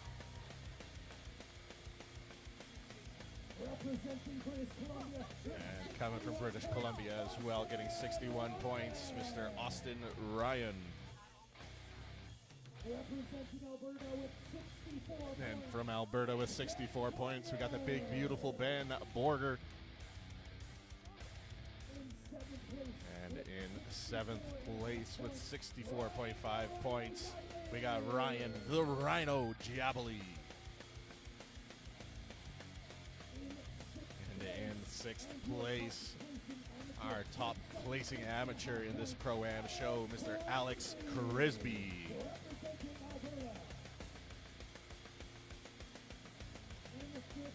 And in 5th place overall with 89 points from British Columbia, Billy Hornaday, who is also the Hippest Hippo Award winner for this show as well. I gave him that there earlier. Billy Hornaday, 5th place and the Hippest Hippo Award winner. And 4th place with 99.5 points, Larson Hare. Had the unfortunate ending there with the Stones and ended up in 4th place overall.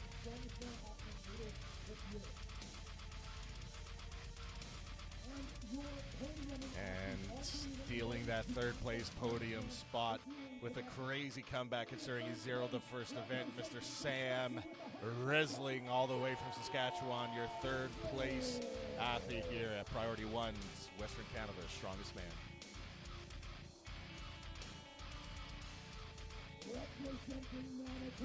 And coming all the way from Manitoba in 2nd place with 109.5 points, Mr. Andrew Langlar.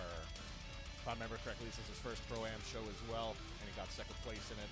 Going to see lots from this guy in the future. And the Priority One, Western Canada's Strongest Man overall winner, the world's strongest Cree himself, the return winner from this event, Colton Sloan. Congratulations on the big win, taking home this prize. As we mentioned last year, he won Devon Days as well. It was not Western Canada's Strongest Man, but this year they combined those two events into one.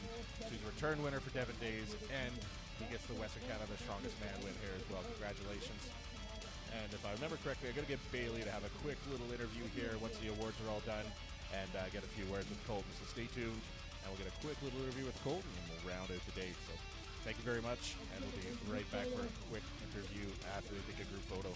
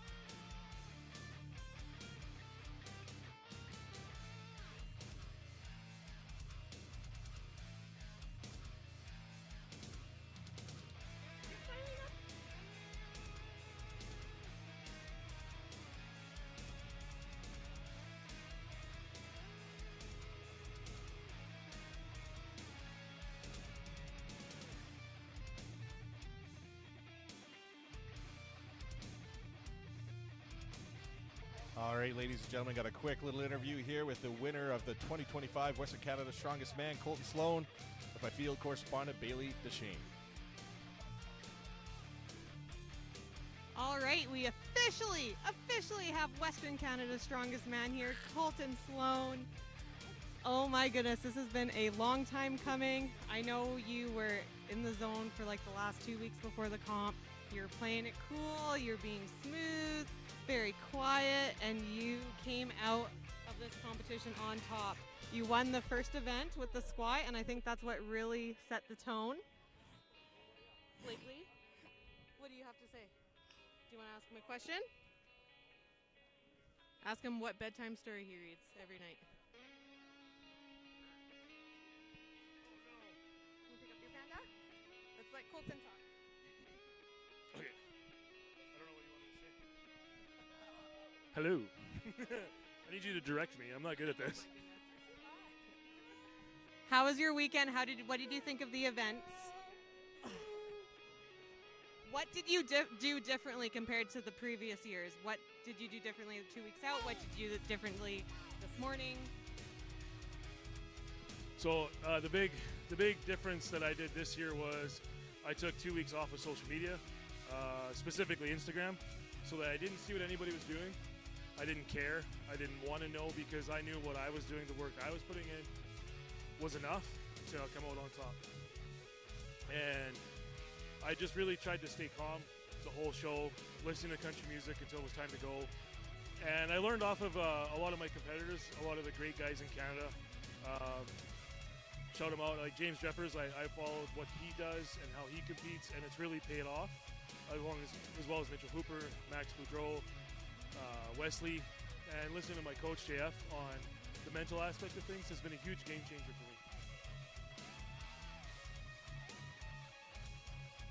All right, so going into the stones, were you a little bit nervous about some of the guys hitting that 450 stone at all? Or is that something in the bag that you could have done? I'm not too worried about stones. I'm definitely one of the best stone loaders in Canada. Probably contention with in North America in general. So I wasn't worried. I did what I needed to do to win the show, and then I took a crack at the 500. Even though I knew it wasn't there, I just wanted to have fun and put a show on for the crowd. And I'll probably load that stone before Tristan does. And Jeffers, because he lives in Saskatchewan and nobody goes there. It's a bold statement. So for certain events, oh, look who it is. To the rescue. Dad to the rescue. For certain events,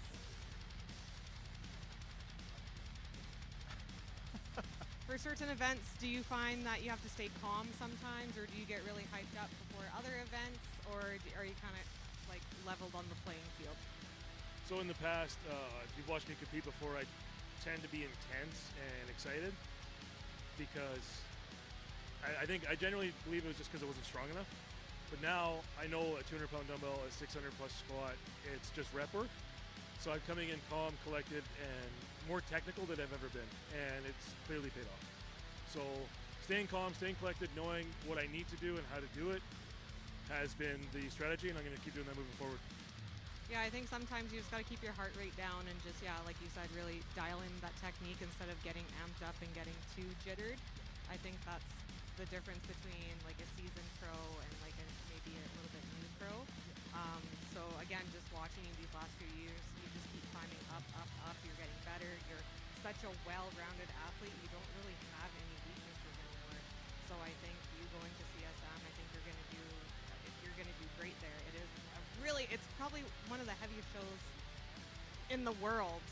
It's like JF is absolutely insane, but to earn a spot at CSM, that's a huge deal because it is the heaviest in the world, arguably. Do you know your events yet for that? No, the only one that we know every year is max deadlift. And with the way my deadlift is going, the goal is above 800. So we'll see what happens. Caleb, what's your dad's favorite bedtime story that you like to read to him every night? I don't know. The Three Bears? The grumpy monkey just like him.